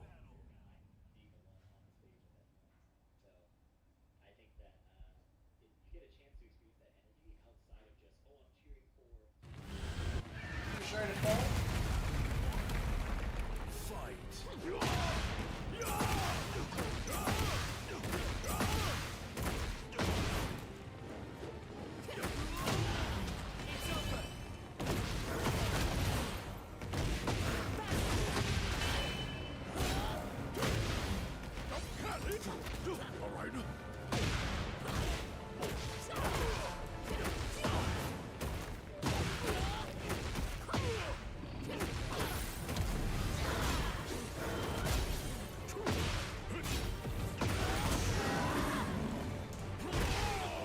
What?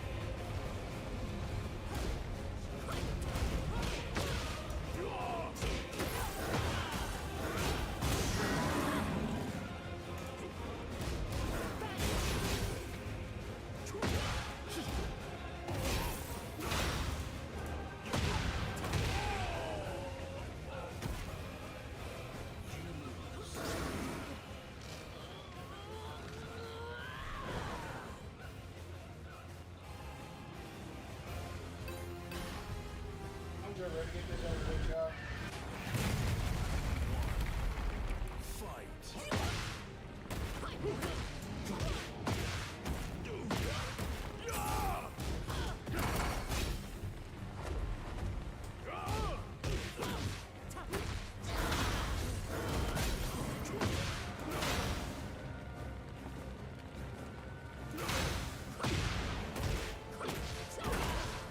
Doing too much. It's over.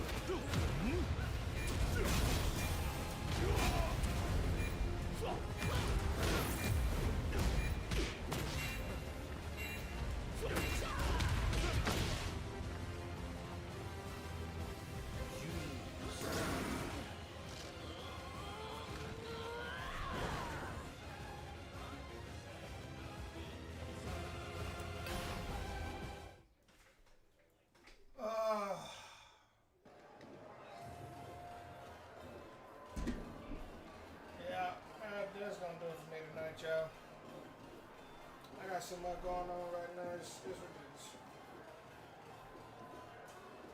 Alright, y'all. Appreciate y'all for tuning in Chop Dojo, where this is the home of First 25 and Trash Talk Central, where you will learn how to talk trash or get put in the trash bag. I say my top 8 run, I got put in the trash bag, y'all.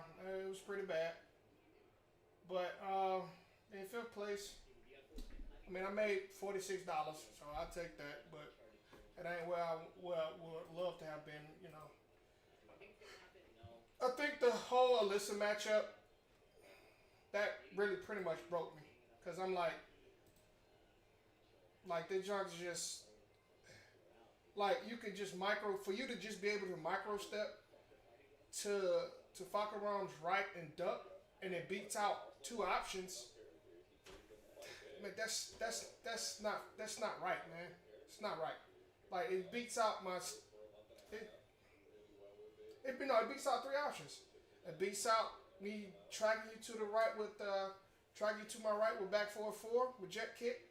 It beats both kicks, and it beats back 3, as y'all saw. That junk, like that's well, please put this game back to where you gotta guess. All right, all this option selecting, it's not for Tekken. It's not for Tekken. Leave that in Street Fighter. But hey, as always, your support is always welcome to Dojo. So anytime, between time, I'll check y'all out later. Peace, y'all.